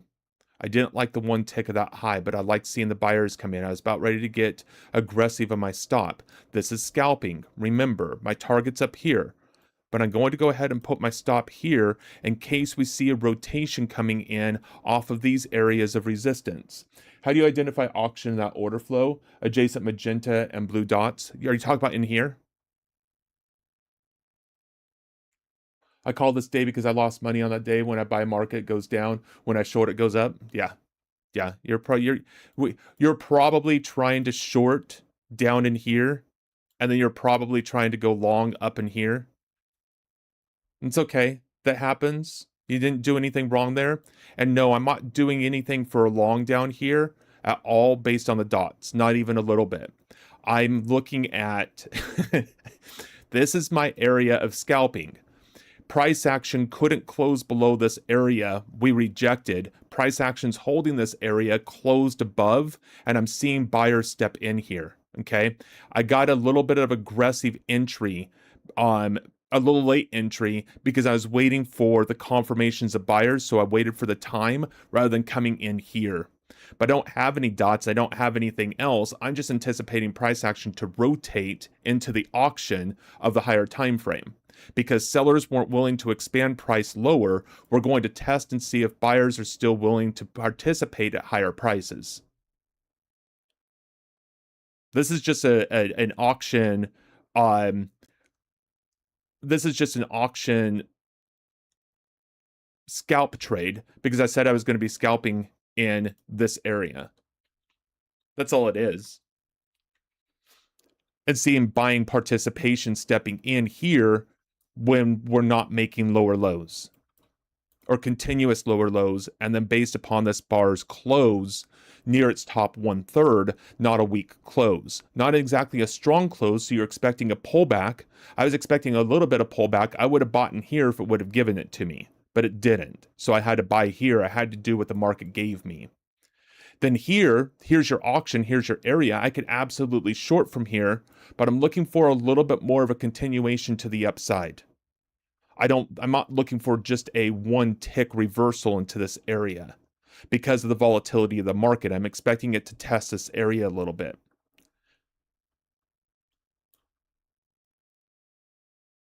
JJ, how's it going? Good to see you. Did that help, Prath? Did that help explain that to you? So again, that just shows you, right? I'm not just trading dots. I recognize the dots a lot, right? I talk about the dots a lot because it's easy to see. Your eyes just kind of go to them. But I am looking in the micro aspect of where buyers and sellers are getting aggressive and how aggressive they are in areas, even though that dots don't appear.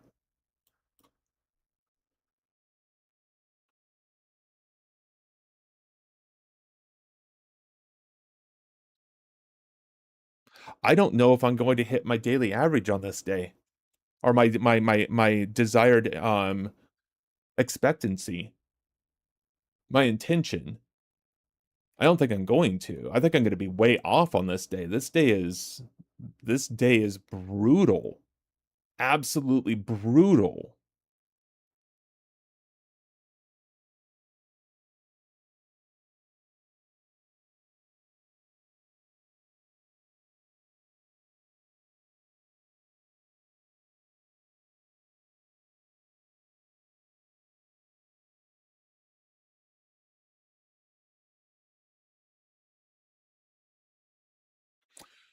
But that 9 o'clock bar told us, yeah, I got it. You were scalping between your levels, exactly. Yep. And you notice that that's the level, right? That I chose, not here choosing it at this time. I chose it when I made my plan.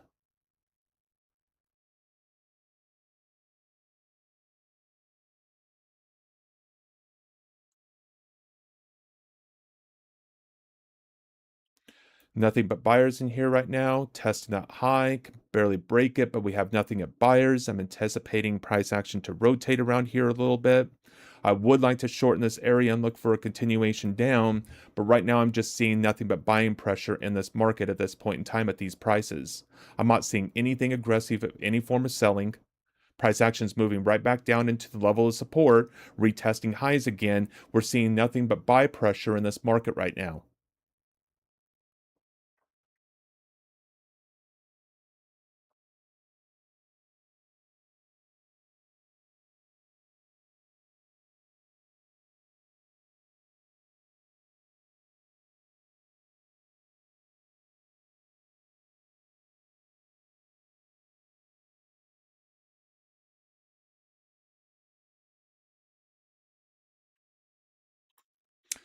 I'm going to take a short scalp here. This is a very highly aggressive trade. Be careful. Buyers are in. This is my area to scalp. Live, I don't think I would take this position. Why am I in this position right now? This is something I want to practice right now, and I just want to see what happens. I want to kind of test my skills in reading this. Price action came down here and sellers kind of got aggressive back through the area of support. Okay. Then price action turned around, rotated again, came back down into this area, and I'm anticipating now we're going to test. But then we circled back up and got back into buyers again, but then we rejected the buyers. Okay. So really watching this area, don't really see heavy excessive selling in here. But if I'm going to take a short position in this for a scalp, this is the area I want to look in for that short position and a possible continuation to the downside. And let's see if we get it. I'm only on one. This is my area to scalp. I'm going to get out of this a little bit early before it touches because I'm going to need to be looking for a potential long position if I'm going to scalp out of this. I'm waiting until I'm up about $100, and then I'm going to start possibly scalping out of this position or trailing my stop anyhow. I don't really want it to come back to my entry and possibly get me out because buyers were aggressive in this area at these highs. So I'm going to go ahead and get out with basically a break-even trade if it comes back up here again.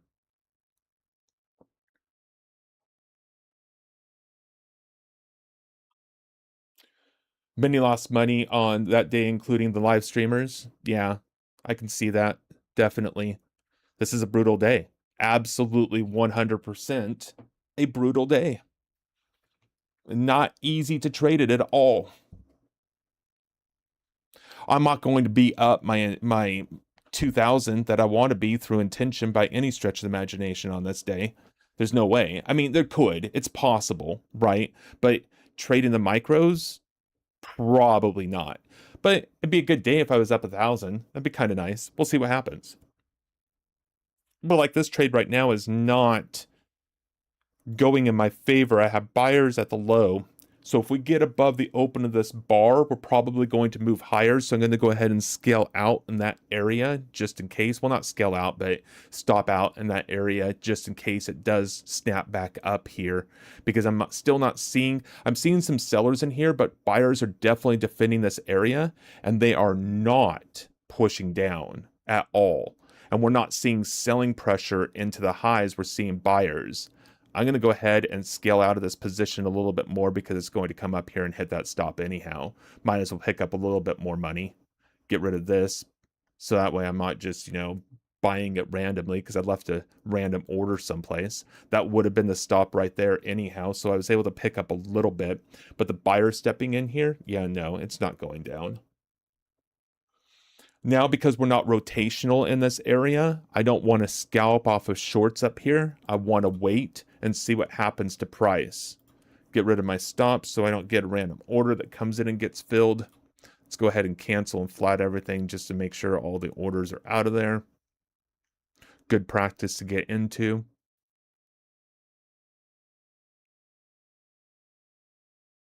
Price action is now moving up back into the auction area.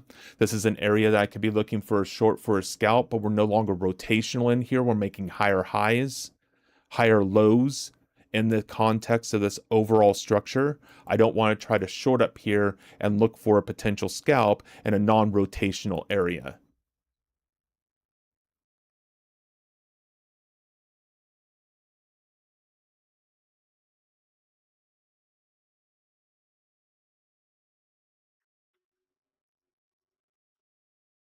Seeing some sellers up here at the highs kind of makes sense to short up there, but again, we're not rotational. And look at all the buying in here. We don't see a discrepancy of buying as in seeing large orders, but we have nothing but buying coming into this market all the way through this. I don't know why we don't have high orders in some of these, because when you look at the discrepancy between the bid and the ask, some of these are pretty wide. And I would expect to see some dots, but for whatever reason, it doesn't want to, and that's fine. It doesn't have to. I see it. I recognize it. That's all that matters. We do have a seller stepping back in here again, but again, we have nothing but buying pressure, trying to take a short from this and looking for another rotation down. I just don't see the probabilities of that. I'm expecting this area up here to break before we come down and rotate back down into this area below us.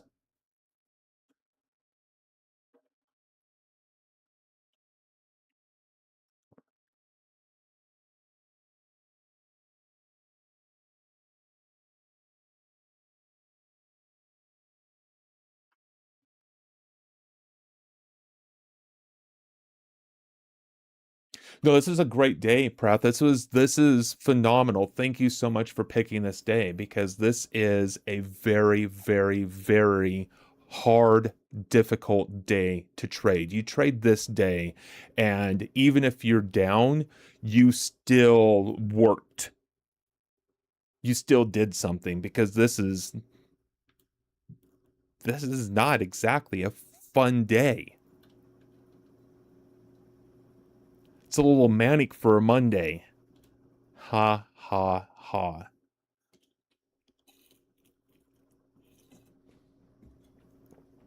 That was a very, very, very dumb joke, and I'm showing my dad's side of my dad jokes right now, so you are so welcome for that one. Be handy having a little dial above each candle that shows the percent of buy-in sellers, 100%. It would be nice to have that on the 30-minute chart because now we can adjust what we'd expect in our big trades based upon total volume of the 30-minute chart in comparison to the percentage of average volume over a period of bars. Now we're getting an idea of what we should be looking at in the context of big trades. So it's not just a random number that we're just picking, it's adjusting to volume volatility over time. Yeah, you're giving me the best days of practice. No, 100%. This is what I want. This is what I want. The easy days, like the one that I put up here, whatever. That's so simple. It's not even funny. There's nothing to even talk about. The market just does it for you. This is trading. This is fun. I love this. Are you kidding me? This day, this choppiness, this like randomness in here, the fact that I'm up $654 and I'm just trading micros, please. This is awesome. This is fun.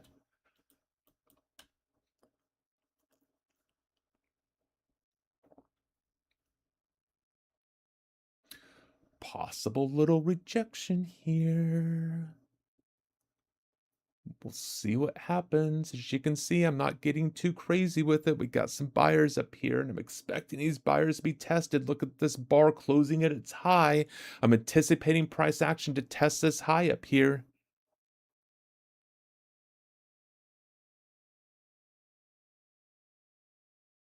Let's see what happens. Man, if it doesn't with this bar right here, closing at its high, see, everybody and their brother is going to be buying this open of this bar because of the close of this bar. And this market is going to snap back down. Now is the time to do that because you're going to have all these buyers in here anticipating momentum to happen around these highs because they're not reading volume profile. They don't know how an auction works. Oh, damn it. If sellers came in here, oh, with the buyers here and the buyers here, we have possible trap buyers. This is screaming stop run. Oh, this is so hard not to enter. Oh, stay with your plan, Tony. I see it. It's okay. You can get in at lower prices. There's still a risk to this position because we can absolutely break this high, but damn it, do I not want to short right now? Oh, stay with the stay steady. Stay with the plan because price action can absolutely knee jerk off of this area and just go long. And the shorts have not committed themselves yet. The sellers have not committed themselves. The buyers are still in control of this market right now. I can see the seller participation coming in, but I got to stay consistent with my rule set. I got to stay consistent in the auction. and be a participant of the auction, not what Tony thinks. God, that was not easy to stay out of the market there.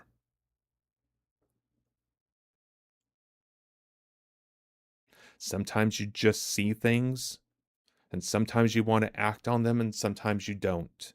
And right now is not a time that I want to act on it because this day's a little wonky, and I don't want to get jiggy with a wonky day.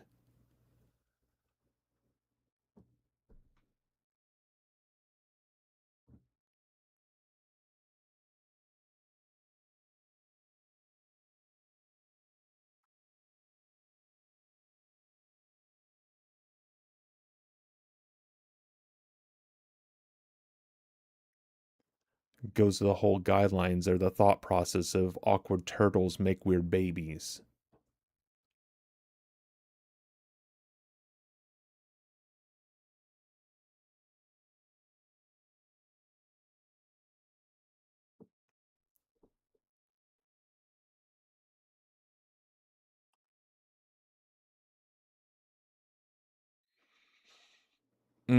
I still want to be short. I even want to be short now more than I did before. Damn it. Damn rules.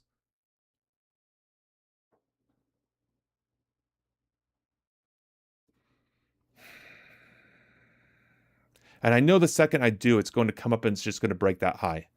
I know that that's what's going to happen. And I'm really. I'm going to do it anyhow. I don't care. Let it break the high. I'm going to do it. I can't stand it anymore. Sellers are just too strong. And here, it's just too pretty. You know, like when you see something really pretty or really, really cute, like a puppy or something, you just want to just grab it and touch it and hold it and just, squeeze it and make it yours. Same thing here. I wanted to be up here, though. I got a little bit of a bad feel there, but yeah, no. See, now I'm not liking it as much. Not because it's gone against me, but because we're back up here now. We haven't made a lower low. So now I don't like it near as much as I did before. And if I was in here, I could get out with a break-even trade. I can't get out with a break-even trade anymore because I'm in too low, because I hesitated. See what happens when you hesitate and you just do it anyhow, even though you're saying you're not going to, and you just do it, right? That's when you get bad fills. That's when you spend time. That's when you become a lagging indicator. And I was absolutely my own lagging indicator there. And now I'm going to pay for it. Son of a one of those.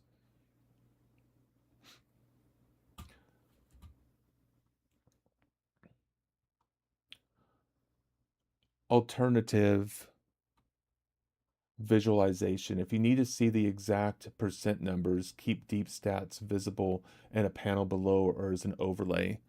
Use the crosshair when you hover over any 30-minute candle. The crosshair. Yep, absolutely. You're talking about this, right? And then now you have your total volume in that 100%. Yep. Window display the exact delta percentage bid volume and ask volume values, giving you the precise buy seller split for that specific candle. 100%. Yep. And so like this candle right here, right, which is kind of like the last decision point in the 30-minute, we're looking at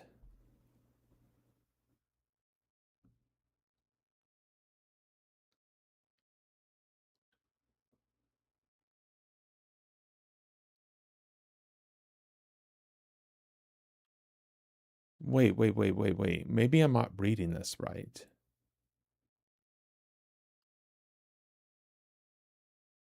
Damn this position. Told you I didn't want to be in it. But nope, talked myself into it. Okay, that's why. I have to go down low. Showing my ignorance right now. I'm illiterate, guys. I can talk kind of, but God, I can't read. Um,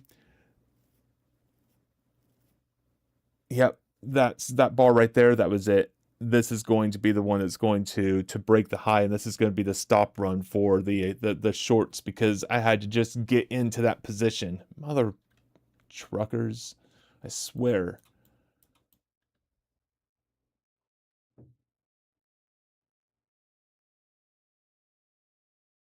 And I specifically said not to short out of this area. Specifically said it in my plan. Don't do it.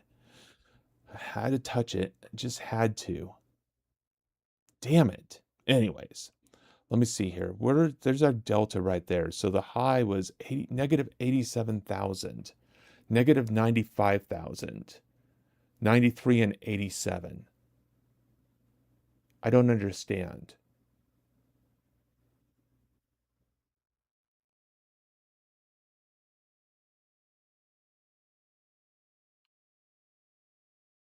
I don't understand what I'm reading here.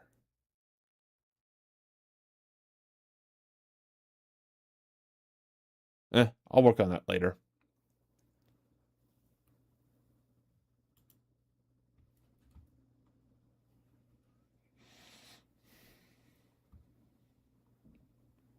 See what happens, Prath, when you do something stupid and you know that you're doing it, but you do it anyhow?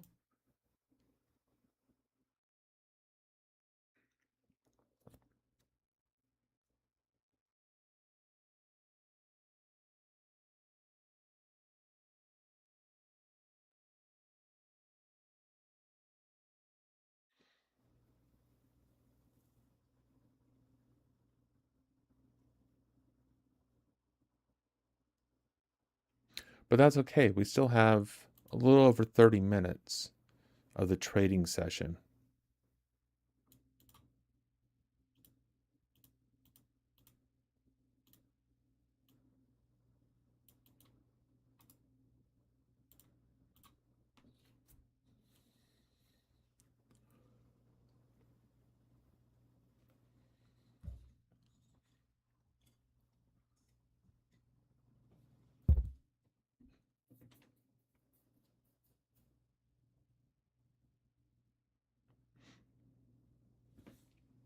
And don't know why this isn't coming over to the other side over here. I don't understand why some of them are, some of them are. Oh goodness, sorry everybody. I was not able to mute my mic before I sneezed there. I do apologize. I hope that didn't blow out anybody's eardrums. I usually have more time than that before I sneeze. That was crazy.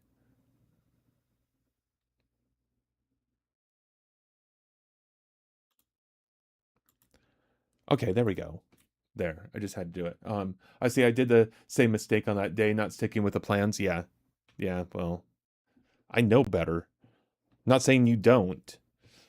That's not what it has nothing to do with a reflection of you at any stretch, by any stretch of imagination. I know better not to get into that position. My whole plan is not to get into that position. This is the area where I want to scalp. This is the area where there's no trading. Don't touch the market, Tony. And I went in and I touched it anyhow. Ridiculous. This is just plain dumb. But that's okay. That's all right. We're going to recover from it because I'm going to go short again.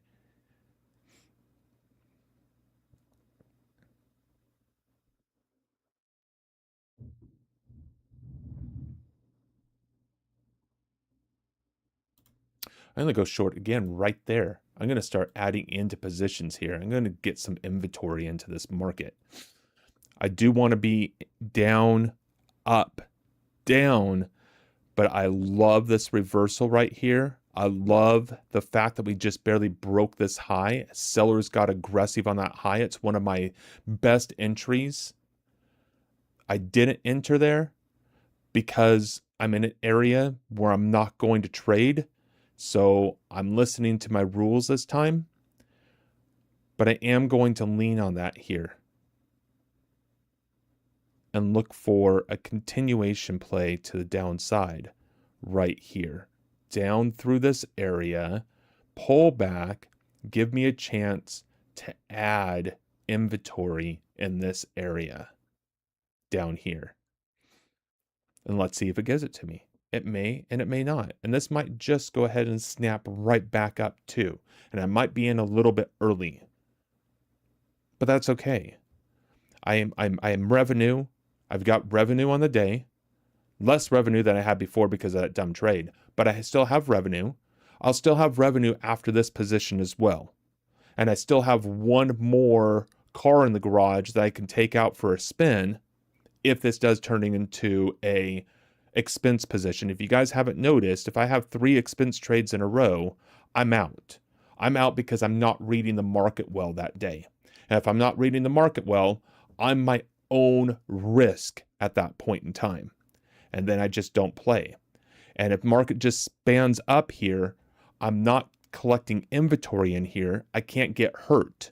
I'll collect inventory in here if the market gives it to me, but it's got to do a lot more than it's doing right now in order to give me the warm and fuzzies to start getting heavy in positioning. And that's not it. That little bit of a decreased move here is not enough for me to start getting heavy in this market, especially when I have buyers here and I have buyers around my entry. But the rejection there, see that rejection that just took place? That rejection of the buyers here is enough to get me into another position. We haven't broke the lows yet, but the fact that we just broke, that we just rejected off where the buyers were strong, we can still get back up there. But that's the reason for this position right now, for this added short.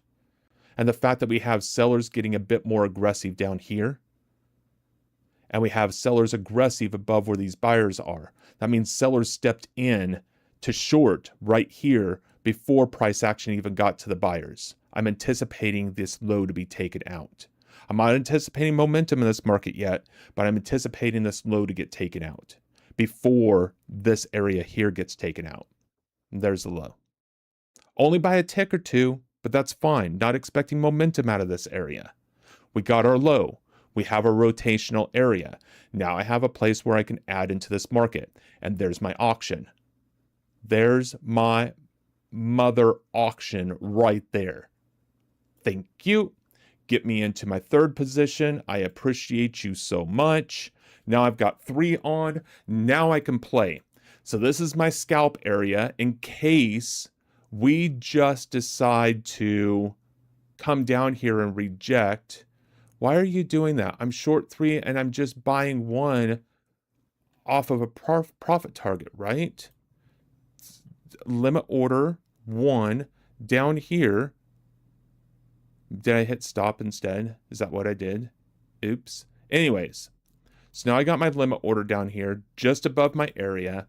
That's 1 off at 199. I'm risking $435 on the position right now. I'm anticipating price action to continue lower. Do we have any areas of support over here that I really need to be paying attention to? 100%. 100%. Is it any wonder that that's where we just rejected off of? Is it any wonder to anybody that we just rejected off of that area?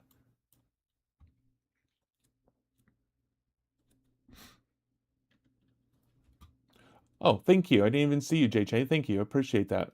Should have waited for the high to sweep that day, but you know, some days Nasdaq never sweeps the highs. Well, exactly. Absolutely. And you saw that I got in too, right? My whole plan was not to be in this area, and I still did it because it looked that enticing. So do not beat yourself up for being short up here, because it really did look that good.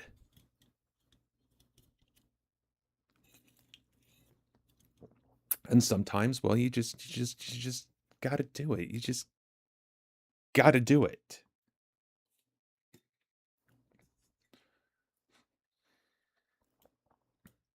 I'm sorry, JJ, I wasn't looking at chat there. I was kind of focusing on the charts, but thank you for the bless you. I appreciate you. We have a really, really, really really good group of individuals in this community, this budding community that we're building.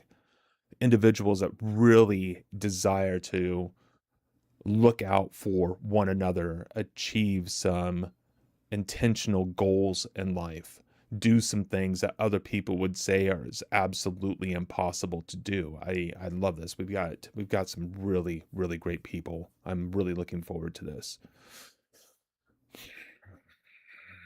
Where's my low at? Higher low, closed at near its low.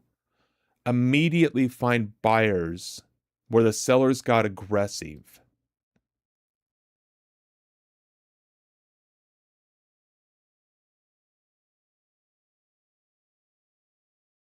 There is nothing about this day that I like. Seriously, nothing. This day is not, it's not being very neighborly. It makes me want to just take my toys and go home. Seriously. It's like I don't even want to play with you.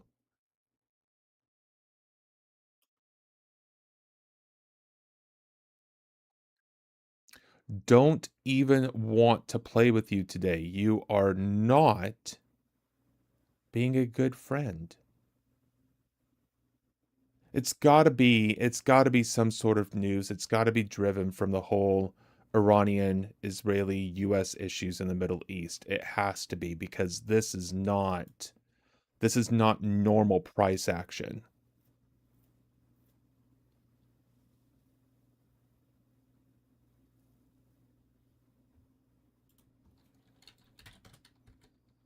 What are we on? June 22nd?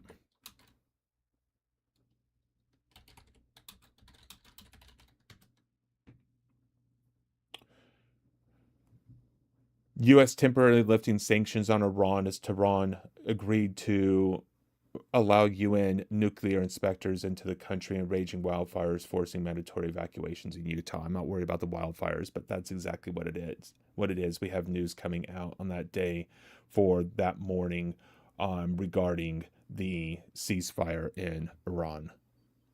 That makes sense. And so what you have is indecision in the market, higher periods of volatility coming into the market, a lot of players, a lot of participants coming into the market, and then the participants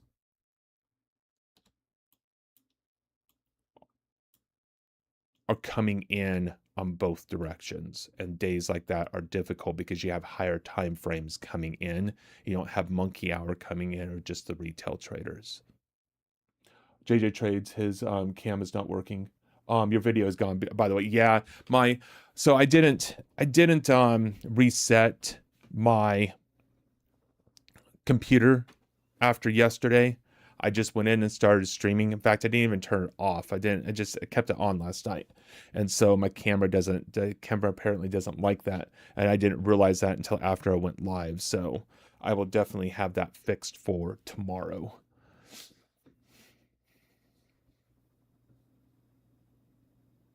But yeah, this is a day we have other other time framers coming in. And when you have other time framers coming in, it can be very, very, very difficult to trade. And other time framers will come in off of news. And what are other time framers? Anybody that's just trading longer term charts. Swing traders, day traders, position traders.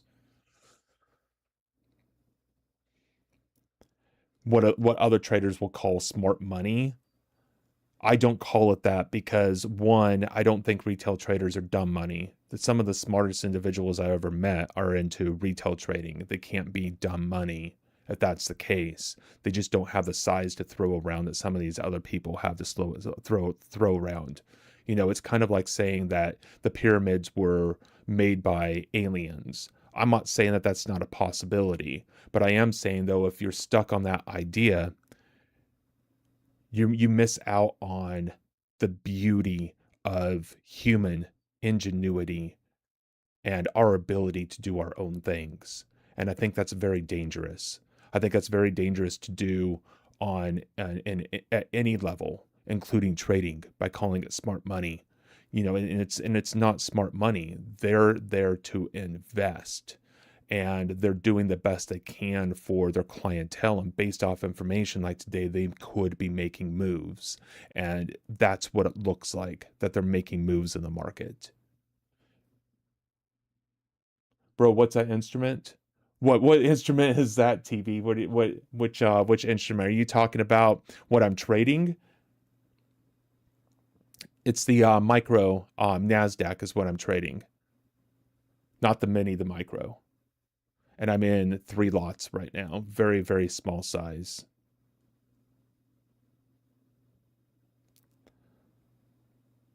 In a very, very tough day of trading on the 22nd. I don't remember this day, but Prath does in chat, and he wanted me to trade the 22nd of June. So here we are. I've been trading since 9:30, 10:22 right now. And it's been a very, very difficult day of trading. If you're trading this day, you worked. So there's the first one off. Beautiful. This is my little scalp range, so I wanted to take one off down here in the scalp, but because we came off this higher level, I am looking for price action to be more rotational in the context of the higher time frame. So we're going to go over to the higher time frame, and we're going to see where we could be looking at for possible targets below us. The targets that we can see below us are going to be around 450. We're going to have another low around here around 354. And this is what I mean. What we're going to do is we're going to take entries now that we took off of scalping, and we're going to turn them into a day trade. Okay, that's exactly what we're going to do. We just got into our positions, scalping positions here, but now the market is starting to turn and give us an indication that the longer time frame charts are going to reverse in this area. So now we want to be in a place where we are looking for wider targets. I'm not going to try to scale out of these. I already got out of one. My stop is close to break even. I can't get hurt on this trade, but I do want to hold these positions now, looking for a continuation to the downside. Name, yeah. Oh, you got Discord. Nice setup, all professional. TV, thank you so much. I have a camera. I didn't reset my computer last night from streaming yesterday. I'm doing work. So I will have a camera. We're all good there.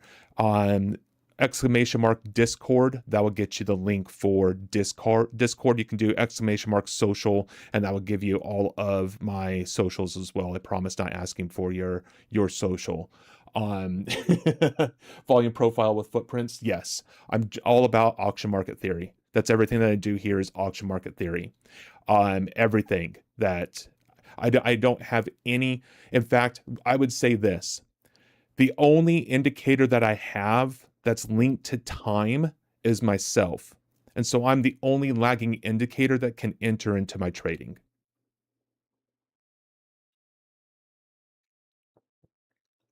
And I will not say that price and volume are leading indicators. Present in the moment indicators, sure. Leading, no. The only leading indicator you can have is a time machine or a crystal ball. And unfortunately, the batteries in my crystal ball, they went out in like the 80s, and I haven't found anybody that has replacements. So if you know anybody that has replacements for crystal ball batteries, let me know. We can get my crystal ball going again, and we can turn around and really do some damage in these markets. But until then, I've got volume and price, and I rely on those heavily.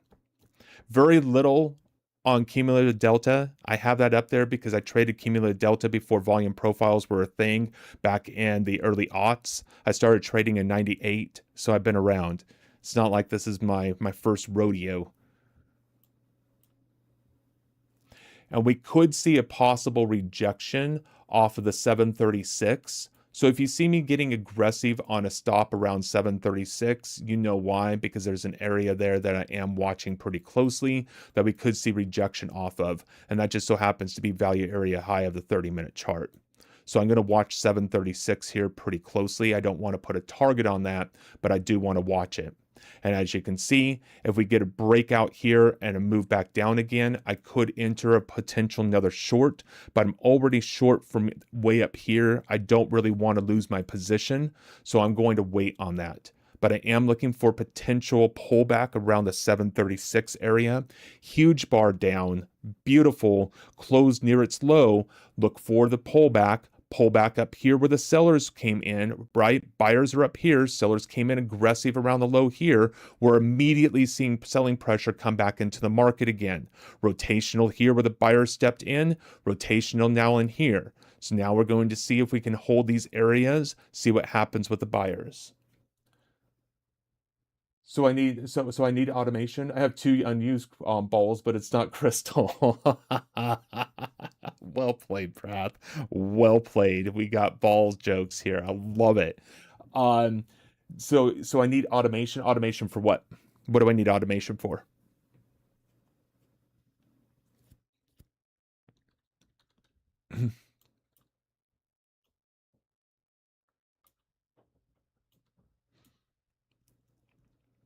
I am definitely not against ball jokes. That was well played. I love it. Price actions rejecting off of these areas of the sellers here. Don't see a lot more buying pressure in, trying to buy this area a little bit. Oh, we're actually on the IVB again already. Look at this. Initial balance high. We're already there. No wonder why we're seeing some buying pressure in this area. I didn't even notice that.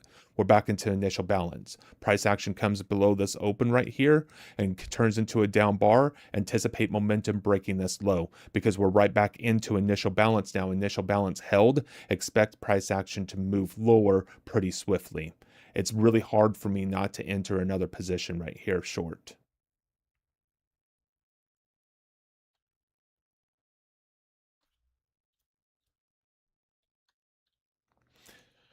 And if you mean automation on my trading plan and stuff like that on my trades, no, because I'm much more of a discretionary trader than I am following, strict rules. There's the low broken. Let's see if we get the momentum in here. Beautiful. There it is. Prath, what were you doing on this day? I'm joking. I'm joking. We're all developing. We're all developing traders. The reason why we practice is so we can develop ourselves into the traders that we want to be. Here's the 36 right here. We broke through that immediately. I'm not anticipating that now to necessarily hold. Now the lower areas are good to go. Oh yeah, you said you're lagging time. Yes, no, definitely. I didn't pick up your joke. You're 100% correct. Yeah. Yeah, I need automation because I'm lagging. I love it. That was actually well played. Well played. Just shows that, had to be explained to me. It was over my head. It's so sad too because you can have a good joke, but once it needs to be explained, it's not funny anymore. But that one was still funny, so you get a gold card today. I like it. So what's happening here at 30,700? Let's just look back. Is there anything back here that can tell us why we'd be seeing a possible pullback here? Yeah, check it out. It's our last range. It's the high of the range. Buyers stepped in. Buyers are stepping in again. The high of the range. The range of what? Price action. Price action turned around, came off of these highs and came down and created this range of balance. We're testing into the high of this range of balance and immediately found buying pressure there. Does not mean it's going to continue going up, but if you're looking for rejection points, these are good highs to index for the first test to look for a possible pullback and a scalp in the opposite direction of where price is currently going. We are in a longer time frame period right now of the 30-minute, anticipating price action to come down. That's also in confluence, for those of you that are on TikTok and want to see, there's confluence with the daily chart of Asia, London, and US session. We're coming off of value area high, anticipate price action to rotate down, possibly into VPOC here around the 478, 470, 460 area. 460 would be a beautiful target to look for on this particular day. We have a lot that has to happen in order for us to get down there. We got to get through this area here that I just pointed out. We've got to get through. Did we get through initial balance low already? We sure did. Initial balance low. We don't have near as much for me to go through to get out or to get down to that area now. I don't even know how I was able to place an order there. I can actually place orders directly off of my mouse in this platform.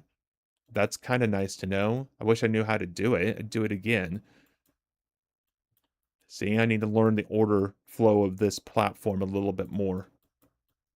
We're still in 2. You know what? I'm going to hit my 2,000 today. I am going to hit my $2,000 today. It's going to happen. You see this, Prath? JJ, reversal time. It is a possibility of reversal time down here, 100%, but I don't think so. Not yet. I think we're going to get down to 607 before we see a reversal. A major reversal.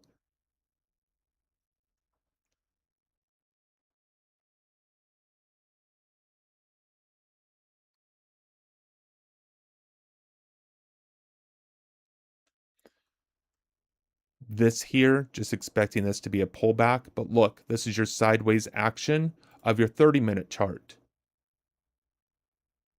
Same. It's just on a different time frame, but behaving exactly the same way. When you have ideas that are confluent in time frames, you've got ideas that are confluent in the auction.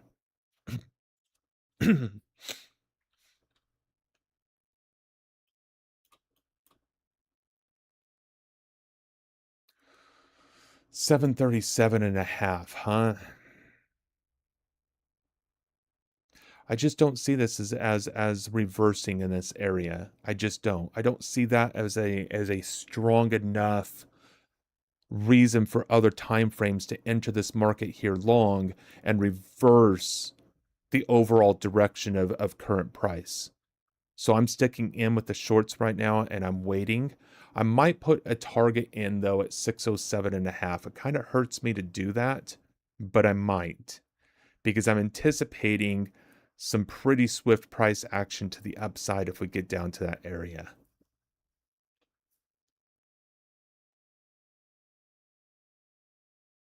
But we still have to deal with this VPOC first. Still finding support off of that. JJ, nice freaking call, man. What did you see there for the reversal?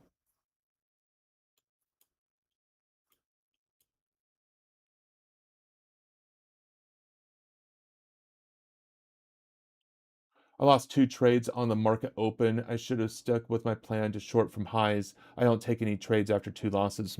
Beautiful. Good call. Add VWAP too if possible. You know what, TV? I don't mess with VWAP. I really don't. I know a lot of traders that do. I think VWAP, there's nothing wrong with it.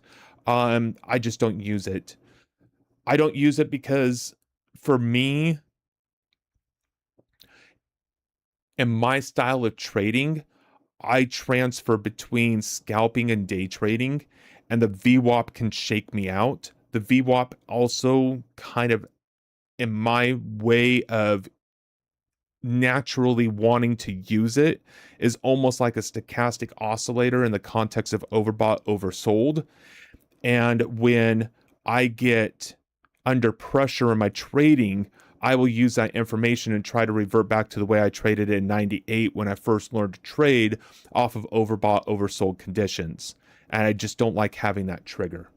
So is there any reason for that to be there? No, not at all. But those are my reasons. Is there any reasons for VWAP to not be on my charts? No, other than just personal. I'm good for you. Make it as simple as possible. 100%. I don't need more on my charts. I need less. And I already draw a lot of lines anyhow, which, clutters up my charts anyhow. So, but they're just, boxes of areas that I'm looking at. Look left at the volume delta and POC. Oh, yeah. Were you looking over here? You looking over here? Oh, yeah. I mean, but there's just so much high volume coming in all over the place in this area that I don't know. I still like it though. It was a great call. I don't think it's going to hold. I still think we're moving farther down today, but this could absolutely be a V formation and I could be stuck in this position. It is absolutely 100% possible. The beautiful thing about the markets is you never know what's going to happen next. It's like the complete unknown, the ultimate high. The only other one that I can think of that's like that is, what happens when we stop breathing on this planet. What happens after that? It's the ultimate high. It's the ultimate adventure. Unless we're just gone and there's nothing else. And I just choose not to believe that because that's kind of a depressing thought to me. Spend eternity asleep? That sounds like no fun whatsoever. 736.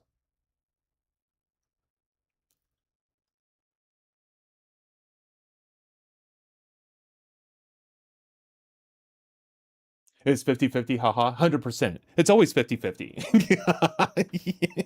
We can go longer, we go short. Each time we have 50-50 chance it's going to go up or go down.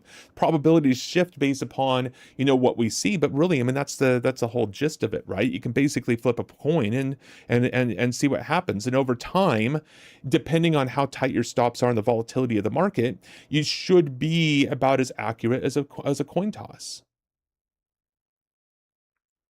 We're just trying to be better than a coin toss. I mean, the only expense trade I took today so far, anyhow, right, is that stupid short that I shouldn't have been in the first place because my plan told me to stay out of it. But I just had to get into it because it looked so good. And look at the buyers responding over here where the sellers got strong. See, the sellers got strong, the buyers immediately responding. You might be onto something here. So, in that note, I think to protect myself from upward prices, I'm going to go ahead and put a stop in here at the 36 level in case we break these highs. Price action now is getting back above there at value area high, and we could rotate back into unfair highs again. I still think that it's easily possible for the 606s. But I'm going to limit my risk in the position, lock in a little bit more profit by getting out if these highs break. Because we're seeing a lot of buy pressure down here on these lows.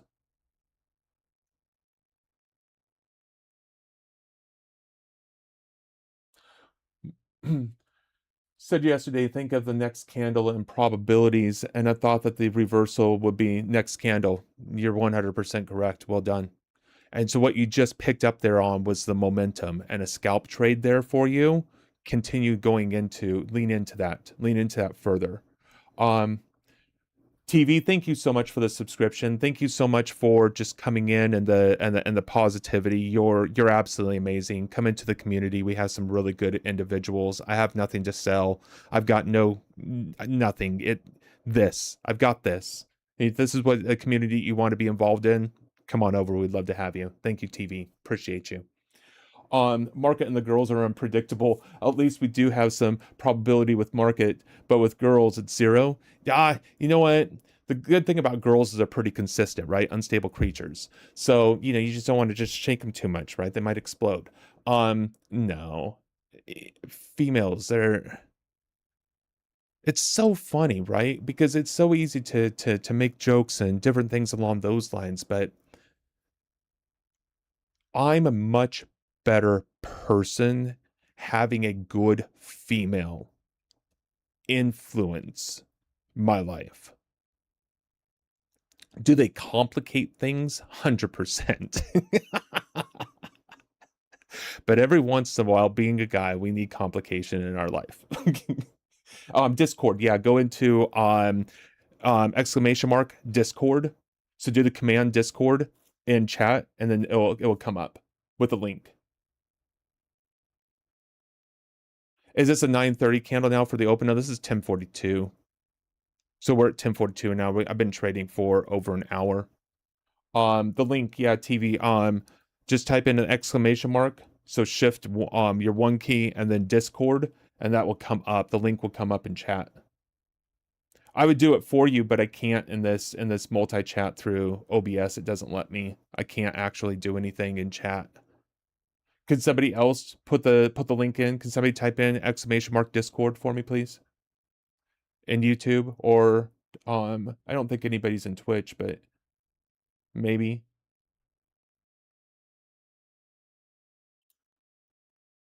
No, exclamation mark, not backslash or forward slash. Exclamation.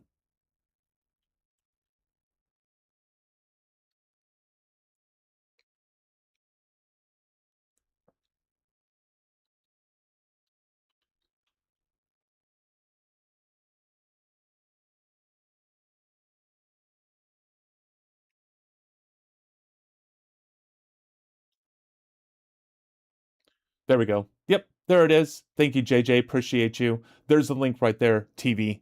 You got it. Thank you so much. I appreciate you. We would love to have you. So we're almost down here at the 602 level. We're coming off of the 620s right now. I do have some support beneath me. I do have this area here. One limit. I'm going to go ahead and throw a limit order right here at the 60. I'm going to go ahead and do it at the 610.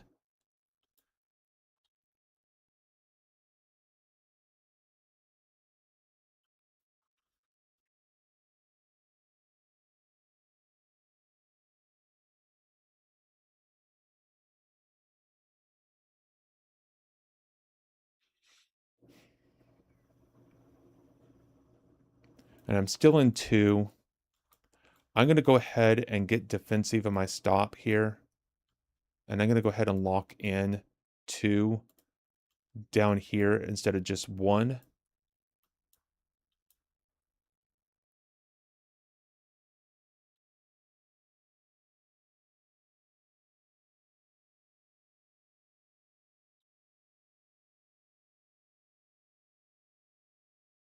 And thank you, JJ, for helping me out there with the link to Discord. I appreciate that. You've been all kinds of support today. You get a gold star too. And now this, I think, can absolutely be the reversal. And again, not because of the wick. It's the buyers down here. Look at the sellers, 912 sellers. We could barely break any more lows and we immediately find the buyers, and then we come in with 1,500 buyers above that before we even get to the open of the bar. That's a lot of support in the market beneath us. This could be the possible reversal, but the last day I just did today, I tried to call a reversal 3 different times on the long and got stopped out each time, but I was still up $3,000 in the day, so it was like I was playing with the casino's money anyhow, but made a fool of myself and showed that I don't call reversals very well, so I might as well just shut up right now and just trade my little trade that I have going on and leave it all alone.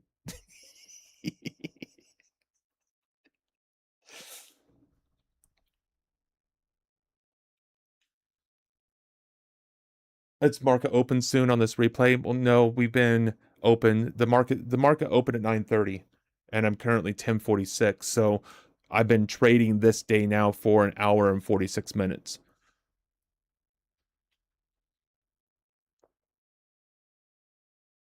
on this replay.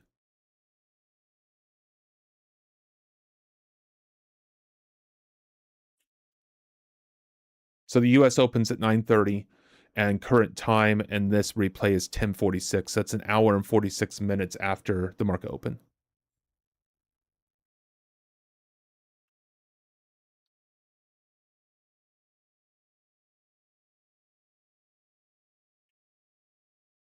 And it's midnight at 4. That's 8 hours. Where would they be?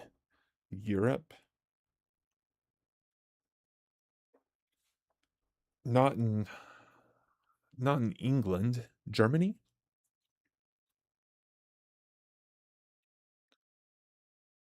Is Germany plus 8 hours in New York time?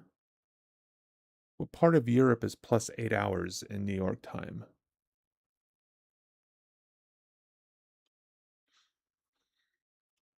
Oh no, I'll have to ask him. Hopefully join Jit's Discord. We'll find out.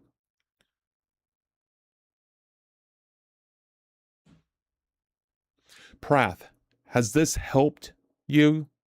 This this replay, this practice? Did it help you on this day at all? I actually Googled what an exclamation is and came back laughing. TV, you're awesome. I appreciate you. Great. Yeah, come on in Discord. We're gonna be friends, my friend. This is awesome. Love it. Love it. Love it.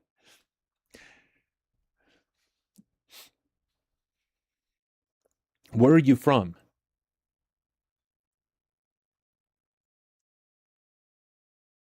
Okay, good, Prath. Beautiful. Beautiful. Do you have any questions? You know, as I'm practicing this day to show how I would trade it, right? If you have questions, please absolutely 100% ask. Um, I'm not here to, just display what it is that I am doing. Let's get into detail of what you were looking at or whatever might be going on and bring this into a better understanding for you. Me showing off on what I can do on a particular difficult day doesn't necessarily make anybody else a better trader. And especially on a day where you were talking about the other streamers are down, this kind of makes me laugh. Makes me kind of feel warm and fuzzy inside. Maybe I'm a little bit better than other streamers out there. I don't know. Not that I should be comparing skills between one another, but it's kind of hard not to sometimes. I'm a pretty nice guy all around, but I still have that jarhead in me, right? There's still a little bit of that just I don't know. What's the word I'm looking for? The competition, right? That little grr.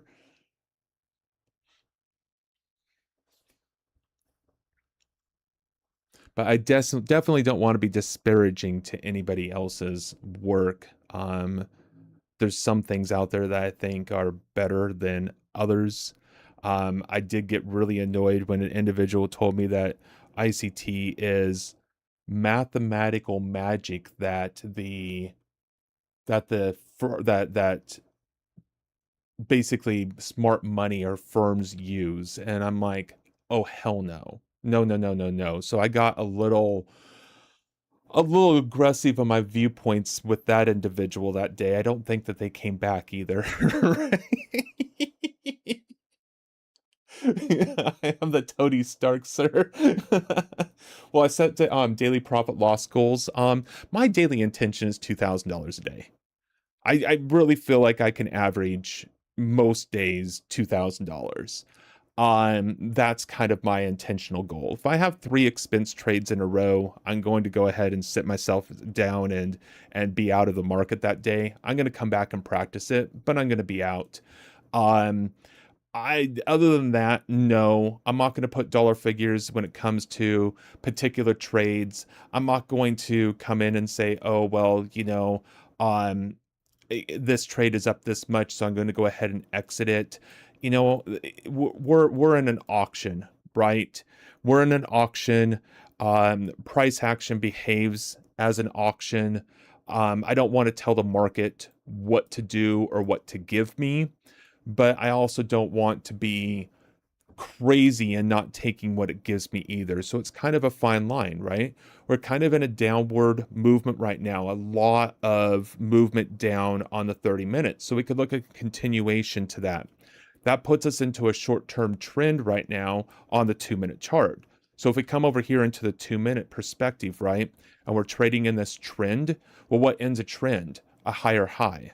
So at this point in time, now that we're down, I'm going to get aggressive on my stop and put it down here above this high. If it takes me out, we're not in a trend anymore. I want to be out of the market. So I much prefer to use market structure and what the market is currently doing to price myself out of the market rather than coming in and turning around and saying, um, rather than coming in and saying that I want to be out at this particular price. Trading like a business, would you pay yourself a wage monthly? 100%. Oh, absolutely. Yes. have an LLC as well, pay yourself out of the business as a salary. And of course, you're under commission though, right? And so if you didn't perform, you don't get your salary.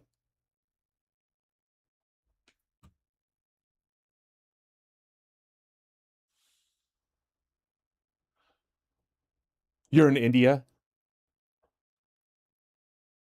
I love it. Thank you for being here. Love it. Yeah. Let's do this. Um ICT stands for I can't trade. I actually have I probably shouldn't show you this, but I'm going to anyhow. Um I will. I'll show you. Why not? Why not? Worst things can happen, right? Everybody can see this. TikTok can't. That's probably a good thing.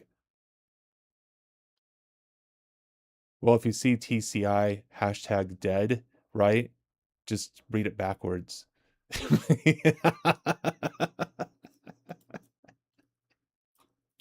I was being a smartass and working with another trader at that particular time, and that's when we were talking to the ICT guy, and I was kind of hard on him, and so we decided to make a new um workspace, and that's what we named it. Oh, Vo, absolutely. Well, I appreciate you being here. How are you doing today? Is there anything that I can help you with? Do you have any questions? I don't know how long you've been watching, but this day was a pretty difficult and tough day. But we managed through the early volatility period. We found our area of scalping. We took a couple of scalps trades. I took that dumb trade on the short at the high when I knew better not to do it. But of course, sometimes we just do dumb things. And yeah, overall, very good day. I could lock in my $2,000 right now, but I still think price action has a chance to go lower. So I'm just going to trade what the market gives me on this particular day. I also didn't get heavy. The highest size I had was three contracts, but this is all about practice, and practice means that we have to show up. And that's the key, is just practicing showing up, because sometimes that's just where we're at. And then once we show up, and we practice that and we can show up, now we can work on participating in showing up. And what does that mean? That means we come into this and we actually participate intentionally in what we're doing in our practice. And that's where practice comes in. But we can't go into practice until we can show up consistently. And showing up doesn't mean allowing our habits to control our actions. Showing up means that we show up empty of the habits, allowing our conscious intention to drive our future action. So thank you for being here. I appreciate you. I'm going to go ahead and get aggressive on this because we do have higher volume coming in. We do have potential rejection over here.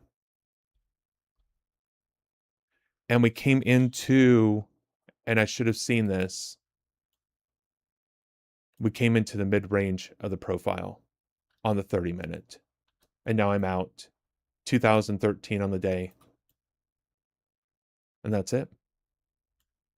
A lot of trading today, not in number of trades, but in time spent. A lot of time spent today because today was a very difficult day to trade.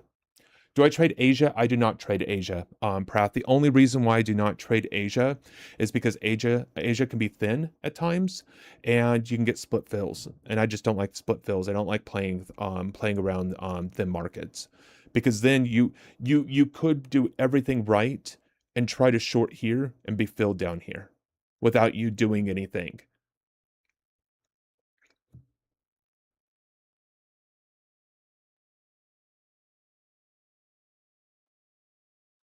And I just don't like to take slippage when I don't have to.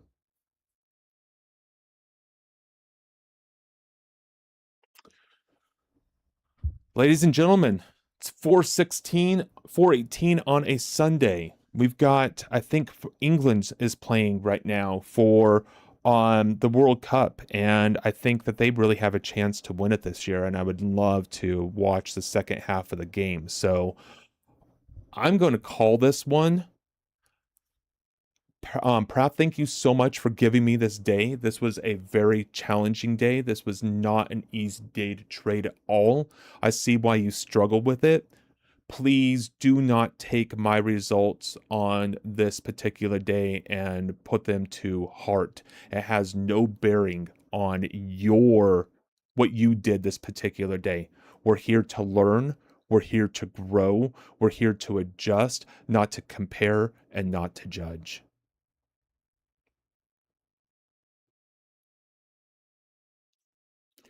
Any questions? Any comments? Any concerns?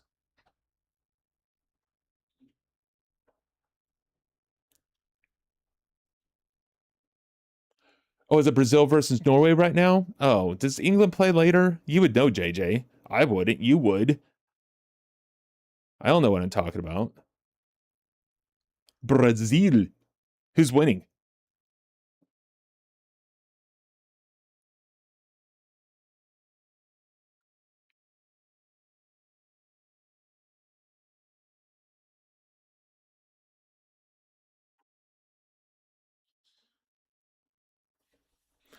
But I also think that right now, I think that's a good place for me to also stop with my practice. This was a very difficult day of trading.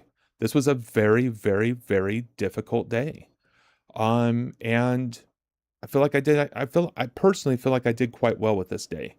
I feel like I managed my risk well. I would actually give myself an A minus on this day, B plus, because I took that stupid trade. I'd give myself a B because I lose a whole 10 points out of a whole 20 points out of 100 from that dumbass trade I took. That was dumb on the short. But other than that, I really feel like I was spot on. I feel like I was really spot on with my scalps and my scalp area for my long and my short. I think I was spot on for stop scalping and my reason for stopping the scalp. I feel like I was spot on with this order management for the initial position for the scalp. I didn't turn around and keep this position in a scalp. I did transfer over into trading longer time frame targets. Those targets were hit, those targets were filled. I was pretty aggressive with my stop on this last one and moving it down. But I was looking for a possible reversal to come into the market here, and sure enough, it did. Um, that's now starting to create some overall higher highs. So yeah, no, I think this is a really, really good day. Grab your beer, Tony. It's Sunday. You know what, Prath? I don't drink anymore. And not because of alcoholism or anything along those lines. Um, and not because I think drinking is bad or anything else. I'm 50 years old now. I'm not 20. I can't do the things to my body anymore that I used to. And I really want to stick around with you guys. I want to do this for a while. Maddie, how's it going? Looks like more and more tuning in. Love it. Maddie, you're awesome. I so appreciate you. Um, so yeah, no, I think that it was a good day. I think I did well. I took that stupid short though and kind of miffed at myself for that. Um, but you know what? That's okay. That's the practice. And I took a shot. I limited the risk, and I'm still up $2,000 on a day that was extremely difficult for most people to trade. So, proud. Thank you for the recommendation. I appreciate it. Um, yeah, it's Maddie. It's just practice. It's practice. I want to get really, really, really, really freaking good at my art here. Really good. Like one of the best. I would love to be the Kobe Bryant of trading, to be honest with you. I don't know if I will ever hit that level. I don't know. There's a lot of good traders out there, and I don't know if I will ever be able to get as good or surpass of what some of them have done. But you know what? I'm going to try my best. Yep, absolutely, Prath. Thank you guys so much. I really appreciate you, Prath. You get some rest. It's late for you over there. I appreciate you tuning in, Maddie for showing up, JJ, all of you. TV, anybody that I missed, I'm not missing you because I don't care. I'm just not running through chat right now. Um, the support, the growth of the channel over this weekend. I mean, my last live stream had like over 500 views on it. You guys just came out of the woodworks and just just nailed it. And I can't tell you enough how much I truly appreciate each and every single one of you and the support that you have shown me, over the last weeks and, of course, just this weekend. And so anything I can do to help support you guys as well, please let me know. Let me know what I can do to make this better. Let me know what I can do to be better for you guys here. And I'm going to be on tomorrow morning at 9:40 a.m. and we're going to go through this whole thing all over again. We're going to see what happens in live trading, and then 2 p.m. tomorrow, back to the practice. Not the grind, the practice. So thank you so much, everybody, for being here. Prath, absolutely. See you tomorrow. And I hope everybody enjoys.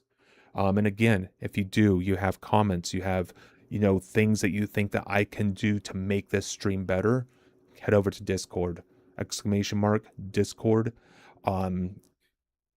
It's free. Just go into the, what section is it? It's my Discord, and I can't even think of what section it is. Go into the general discussion and let me know. Let me know what I can do to make this better. Let me know how I can best support you. Give me some days that you would like me to go through and practice. Even if you're not going to be here on the live, just give me the days. That way I can go ahead and trade it and you can compare. You can see, kind of what's going on, and maybe you get some insight in what you could possibly do different.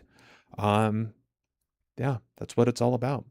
So thank you very much, everybody. Truly appreciate you and your time. And I look forward to seeing everybody tomorrow. Get some rest. Enjoy the games. JJ, I hope England does extremely well tonight if you're rooting for them. And if not, I still hope they're doing extremely well tonight. On that note, Maddie, thank you again for stopping by. Truly appreciate you. And we'll talk to everybody soon. And until then, be safe, be kind, and know that you too are loved. Thanks, everyone. Enjoy.